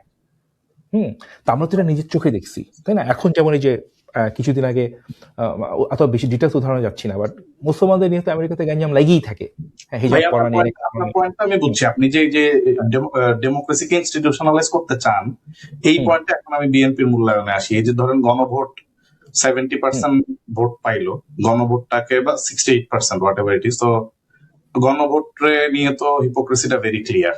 ধরেন সালাউদ্দিন আহমেদ নিজে অক্টোবরে যা বলছে এখন তার উল্টা বলছে, এটা নিয়ে আমার মনে হয় ব্যাখ্যার দরকার নাই। তারেক রহমান নিজে গণভোটে হ্যাঁ ক্যাম্পেইন করছে, এখন বলছে আমরা বাধ্য ছিলাম। আবার এই যে গুরুত্বপূর্ণ কিছু অধ্যাদেশ, যেমন ধরেন গুম প্রতিরোধ অধ্যাদেশ, পৃথক সচিবালয় অধ্যাদেশ, এরকম কিছু ইম্পর্টেন্ট অধ্যাদেশ যেটা ডাজন্ট মেক এনি সেন্স যে ওরা কেন এগুলা উড়াই দিল, ল্যাপস করে দিল, এবং তারা বলতেছে আমরা নতুন আইন আনবো, যেটা আসলে বিশ্বাস হইতেছে না এখন পর্যন্ত। সো এইগুলোর পিছনে মানে আপনি কি দেখেন, মানে ওয়াই? এটা তো এই যে রিফর্ম গুলো বলা হয়েছিল, এটা কিন্তু একটা পারসেপশন ক্রিয়েট করা হয়েছে যে রিফর্মসে হ্যাঁ জিতলে বোধহয় জামাত জিতে যাবে। তো বেসিক্যালি রিফর্মস এজেন্ডা গুলো কিন্তু ছিল দেশের ডেমোক্রেসিকে ইনস্টিটিউশনালাইজ করা এবং পাওয়ারের চেক এন্ড ব্যালেন্স ক্রিয়েট করা, একজনের হাতে যেন বেশি পাওয়ার চলে না যায়। এটা কোনো দলের ব্যাপার ছিল না কিন্তু। তো এইটাকে বিএনপি তো থ্রেট হিসেবে কেন নিচ্ছে ভাই? মানে হোয়াট ইজ ইউর অ্যাসেসমেন্ট? এটা কি বিএনপি রাইট ডিরেকশনে যাচ্ছে? গণভোট অধ্যাদেশ, জুলাইকে নিয়ে, ধরেন জুলাইকে নিয়ে একটু মানে কেমন কেমন জানি, জুলাই জাদুঘর ওপেনিং না করে, সবকিছু মিলাই একটু বলেন, এটা আমার লাস্ট কোয়েশ্চেন। আচ্ছা, মজার কথা হলো আমি খুবই কমপ্লিকেটেড একটা মানুষ when it comes to this issue, হ্যাঁ। আমি কিন্তু জুলাই মাসে, গত ইলেকশনের আগে আমি ফুয়াদ আব্দুল্লাহ ফাহাম ভাই শো করছিলাম একটা, যেখানে আমি হোস্ট করছিলাম, যেখানে আমি চ্যাপ্টার বাই চ্যাপ্টার ধরে ধরে সমালোচনা করছিলাম জুলাই সনদে কিন্তু আসলে অনেক প্রবলেমেটিক এলিমেন্টস আছে, এটা কিন্তু একটা বাস্তবতা, হ্যাঁ। এটা যে আমি আলাপে এখন পুরোপুরি যাচ্ছি না, ওই এপিসোডটা হয়তো আছে কোথাও, দেখা যাবে। আমি আসলজামান ফুয়াদ আর ফাহাম আব্দুল সালাম আমরা শো করছিলাম একটা, ওখানে আমি একদম চ্যাপ্টার নিয়ে বসে বসে বলছিলাম যে কোন কোন জিনিসগুলো প্রবলেমেটিক। বিএনপির যেটা মিস্টেক হয়েছে সেটা হচ্ছে তারা এই প্রবলেমেটিক জিনিসগুলাকে তখন এই একটু তাড়াহুড়া করে, একটু চালাকি করে, সাইন টাইন করে ভাবছে যে পরে যায় না করলে সমস্যা হবে না, হ্যাঁ। আমি যেটা মনে করি বিএনপির যেটা বেস্ট কাজ হইতো ওই সময়ে ইদার জুলাই সনদে সাইন না করা, অথবা নিজেরা নিজেদের 31 দফার আদলে আরেকটা জুলাই সনদ তৈরি করে লাইক মাইন্ডেড পলিটিক্যাল পার্টিদের সাথে বসে ওইটাতে সাইন করা, করে বলে দেওয়া যে এইটা আমাদের সনদ, এটা তোমাদের সনদ, that's it, this is what I believe, এবং সেটাকে মার্কেটিং করা। কিন্তু এগুলো হতো ভাই যে 4টা বাইন্ডিং পয়েন্ট বলা হয়েছে, ওই 4টা বাইন্ডিং পয়েন্টে কিন্তু বলে দেওয়া হয়েছে 5th পয়েন্টে যে বাকি পয়েন্ট গুলো সব রাজনৈতিক দলগুলো নিজেদের মানে নোট অফ ডিসেন্ট অনুযায়ী করবে। কিন্তু 4টা বাইন্ডিং পয়েন্টের মধ্যে বোধহয় আমার যতটুকু মনে পড়ে, একটা ছিল উচ্চ কক্ষে পিয়ার, আর একটা হচ্ছে তত্ত্বাবধায়ক সরকার নিয়ে। তো তত্ত্বাবধায়ক সরকারের সিলেকশন নিয়ে হয়তো কিছু বিএনপির ডিসেন্ট থাকলেও তত্ত্বাবধায়ক সরকার নিয়ে আসা নিয়ে কোনো ডিসেন্ট নাই, ওইটা তারা আনবে। বিএনপি এটাতে একমত, কিন্তু হুম। মেইন হচ্ছে উচ্চকক্ষে পিয়ারটা নিয়ে হচ্ছে প্রবলেম। আর হচ্ছে সাংবিধানিক নিয়োগ কমিটি, যে নিয়োগ কমিটি এখন বর্তমানে যে সিস্টেম, আমরা যতই সংবিধানের দোহাই দিলে মূলত আচ্ছা, প্রাইম এই মিনিস্টার। আলাপগুলো থেকে না এটা বোরিং হয়ে যাবে আমাদের পডকাস্টটা। আমরা তো সংবিধান বিশেষজ্ঞ না, আমি কমন সেন্স থেকে বলি। কমন সেন্স থেকে বলি সেটা হলো যে বাংলাদেশের সবচেয়ে বড় যেটা সংস্কার, আই অনেস্টলি বিলিভ, সেটা হচ্ছে তত্ত্বাবধায়কের পুনর্বহাল। আর আরেকটা হচ্ছে এই গুম খুন না করতে পারা। আপনি যদি ঠান্ডা মাথায় চিন্তা করো তাহলে কিন্তু এই দুইটা না থাকলে আর সবকিছু এমনি এমনি হবে। মানে প্রথমটা হচ্ছে যে 5 বছরের মাথায় আমার পাওয়ার ছাড়তেই হবে if I am not popular. মানে এইটার তত্ত্বাবধায়ক। গ্যারান্টি, এইটার গ্যারান্টি হুম। নির্বাচনটা যেন, এইটার গ্যারান্টি হচ্ছে নাম্বার 1। আর নাম্বার 2 হলো যখন আমি পাওয়ারে আসি তখন যেন আমি এরে ওরে ধরে মাইরা মুইরা ফালাইতে না পারি। কিন্তু ভাই উচ্চকক্ষে পিয়ারটা তো চেক এন্ড ব্যালেন্স ক্রিয়েট করতো। আমেরিকায় যেরকম আপনার ধরেন সিনেটের 51-49 হইলে প্রেসিডেন্ট আনহিঞ্জড হইতে পারে না। সো ভাই আমেরিকাতে তো দেখতেছো যে ডোনাল্ড ট্রাম্পের কে 2 কংগ্রেস কোনো চ্যালেঞ্জই করতে পারতেছে না। হ্যাঁ, আলটিমেটলি এই যে সিনেট কংগ্রেস, সব জায়গায় মেজরিটি ভাই, এই জন্য সেটাই তো বলতেছি, তো বাংলাদেশে যেরকম হবে না এটা কি নিশ্চয়তা আছে? হ্যাঁ, পিয়ার পুয়ার যেভাবেই যাক ভাই, আলটিমেটলি ফিলোসফিক্যাল আমি তো তখন Historically আমাদের দেশে যারা সরকার গঠন করছে, মানে হ্যাঁ পপুলার ভোট 50% পায়, তো ভাই এইবার ছাড়া আর কোনোদিন হয় নাই তো অতীতে। কথিত হয়ও নাই, কিন্তু ভাইয়া try to fundamentally understand the problem.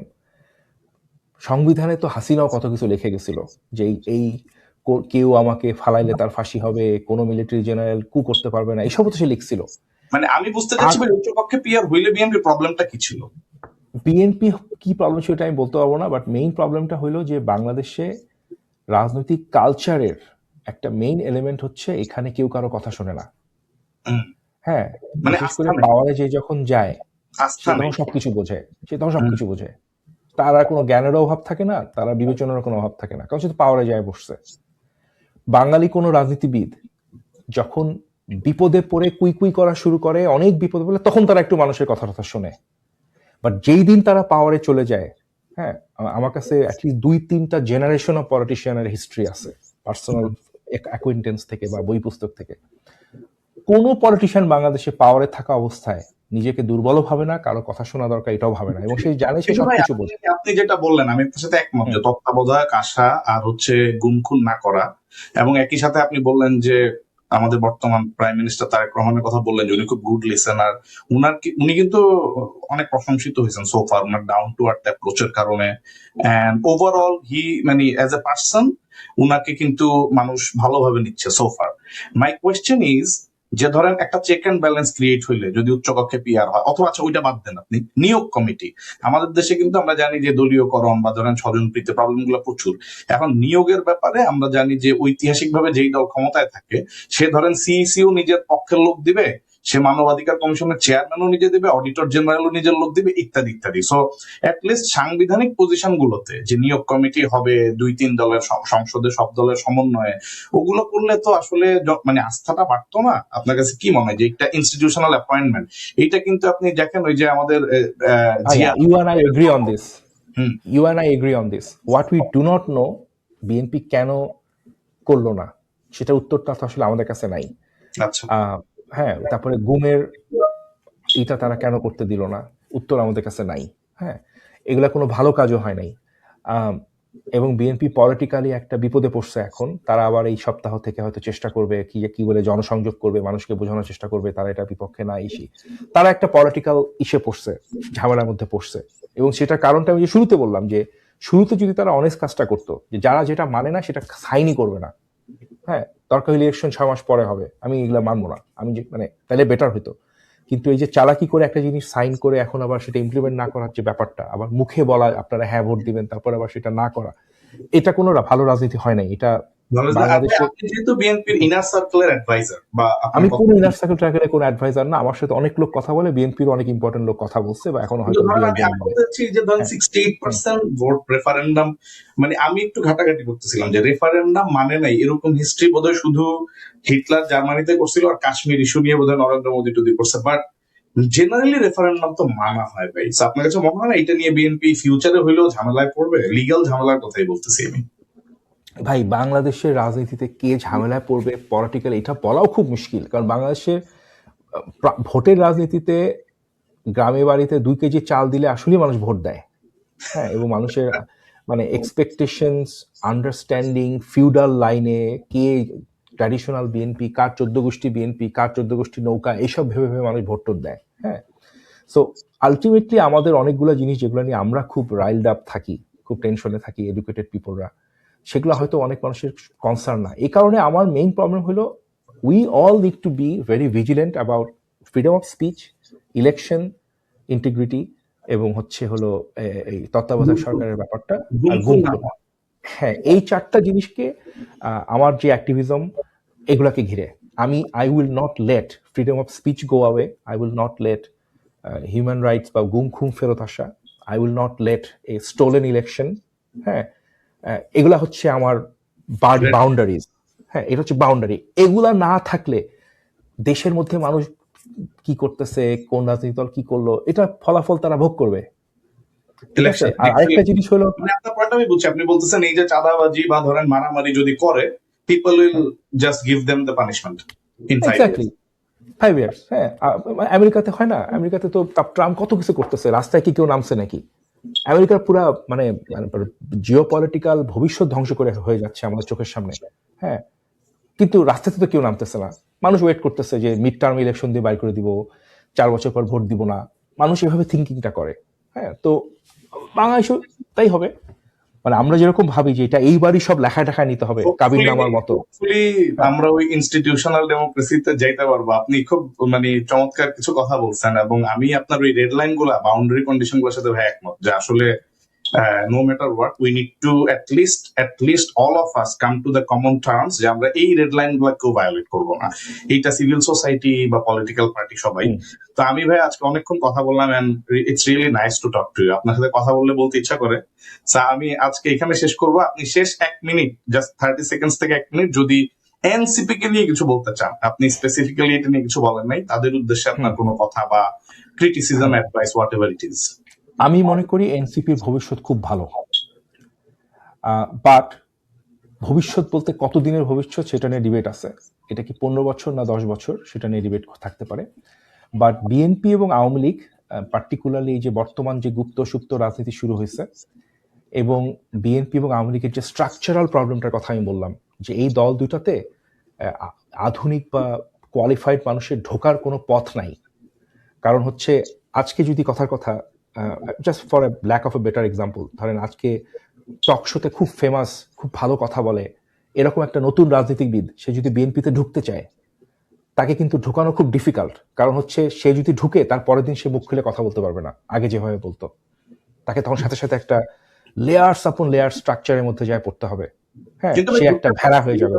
যেরকম ঢুকছে সাইয়াদ আব্দুল্লাহ তো ঢুকছে, কিন্তু ঢুকে সাইলেন্ট হয়ে গেছে। রাইট, কারণ স্ট্রাকচারটা ধ্বংস করে ফেলবে তাকে। তো তো বাংলাদেশে এই ধরনের যে মানুষগুলো আছে, একাডেমিক্স, টকিং হেডস, রাইটার্স, এরকম মানুষের একটা জামাত ইসলামের অল্টারনেটিভ একটা রাজনৈতিক দলের দরকার আছে। কারণ জামাত ইসলামে কেউ অনেকেই ঢুকতে পারবে না। হ্যাঁ, আওয়ামী লীগও অনেকে ঢুকতে পারবে না ফ্যাসিজমের কারণে। সো এনসিপি এই ধরনের মানুষগুলোকে অ্যাট্রাক্ট করতে পারবে বিকজ অফ ইটস নিউ স্ট্রাকচারের কারণে, যেখানে মাথাভারী প্রশাসন এখনো তৈরি হয় নাই।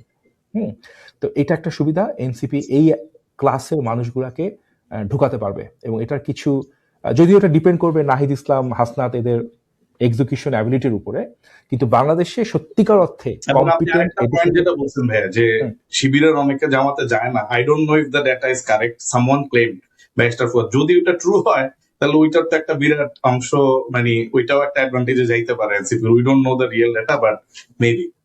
এটা খালি শিবির বলে না, কারণ রাজনীতি তো খুব কম সংখ্যক মানুষ করে বাংলাদেশে, বেশিরভাগ মানুষ তো অরাজনীতিকই থেকে যায় সারা জীবন। হ্যাঁ, তো তাদের যে ভোটের যে ব্যাপারটা, তাদেরকে অ্যাট্রাক্ট করার মতো বাংলাদেশে আসলেই একটা দল দরকার ছিল, মানে যেটা আওয়ামী লীগ না, যেটা হয়তো এই বিএনপির এই স্ট্রাকচারাল প্রবলেম, আওয়ামী লীগের স্ট্রাকচারাল প্রবলেমের বাইরে। হ্যাঁ, কারণ যেটা বললাম যে ধরো একটা পলিটিক্স করে। হ্যাঁ, মানে ফর এক্সাম্পল ঢাকা ইউনিভার্সিটিতে খুব ব্রাইট একটা প্রফেসর, কথার কথা, তার হঠাৎ করে শখ হলো তার 50 বছর বয়স হয়েছে, সে রাজনীতি করবে, কথার কথা। সে এখন কিভাবে বিএনপিতে যায় ঢুকবে? তাকে এখন এই বাসের পিছে দৌড়াইতে হবে, তাকে হয়তো সাদা দল লাল দল করতে হবে, চামচার মতো কথা বলতে হবে, আবার সেটা না বললে সে গুপ্ত ট্যাগ খাবে, ঢুকতেই পারবে না। তার জন্য তো আসলে রাজনীতিতে ঢোকার কোনো স্কোপ নাই একটা ভদ্রলোকের। তো সে তখন কি করবে, সে তখন আমাদের যে মতো ক্যাডার ভিত্তিক দলে ঢোকাটাও তার জন্য টাফ। জামাতের পক্ষে তার ঢোকার কোনো সুযোগই নাই, এরকম অনেক লোক আছে বাংলাদেশে। তো এই জন্য আমি যেটা বললাম যে একটা নতুন স্টার্ট আপ রাজনৈতিক দল, হ্যাঁ আমি ফাইন্যান্সের টার্ম ইউজ করতেছি, স্টার্ট আপ পলিটিক্যাল পার্টি একটা দরকার ছিল বাংলাদেশে, যেখানে এরকম অনেক ধরনের মানুষ এসে এসে ঢুকবে। এবং এটার কিন্তু একটা সিমটম আমরা অলরেডি দেখতেছি, কারণ টিভিতে এনসিপির যেই ছেলেপেলেগুলা যায় কথা বলে, তাদের কথা বলার, তথ্য উপাত্ত দেওয়ার ক্ষমতা, বাচনভঙ্গি, আচার ব্যবহার, চেহারা ছবি ভার্সেস অন্যান্য রাজনৈতিক দলের লোকজনের চেহারা ছবি, কথা বলা, বাচনভঙ্গির মধ্যে আকাশ পাতাল পার্থক্য অলরেডি দেখা যাচ্ছে। তার মানে হচ্ছে NCP already is successful in attracting a lot of the things that I am talking about. যাদের পক্ষে, হ্যাঁ যাদের পক্ষে বিএনপি আওয়ামী লীগে ঢোকা সম্ভব না কিন্তু তারা রাজনীতিতে ঢুকতে চায়, তাদের একটা স্টার্ট আপ রাজনৈতিক দল দরকার ছিল যেটা একটু ন্যাশনাল, এবং যাদের আবার একটা বাংলাদেশে আবার একটা ইতিহাস লাগে যে কোনো রাজনৈতিক দলের। তো এনসিপি আবার জুলাইয়ের একটা ইতিহাস তাদের পক্ষে চলে গেছে। হ্যাঁ, তো সবকিছু মিলে আমি মনে করি এখন পর্যন্ত এনসিপির ভবিষ্যৎ ভালো। দেখা যাক, আমরা আপনার time will tell if you are right or wrong, but it was really nice by talking to you. 1 hour 22 minutes আমরা কথা বললাম। হোপফুলি আমরা আপনার সাথে ফিউচারে আরো কথা বলবো, এবং আমি হোপফুলি আমি আপনার কথাটা রাখতে পারছি। আপনি বলছেন যে you will speak your mind, so I think you could talk what you wanted to talk মানে freely, and we also want to appreciate that. এবং আপনার থেকে আসলে enlightened হওয়ার মতো অনেক কিছুই পাইছি।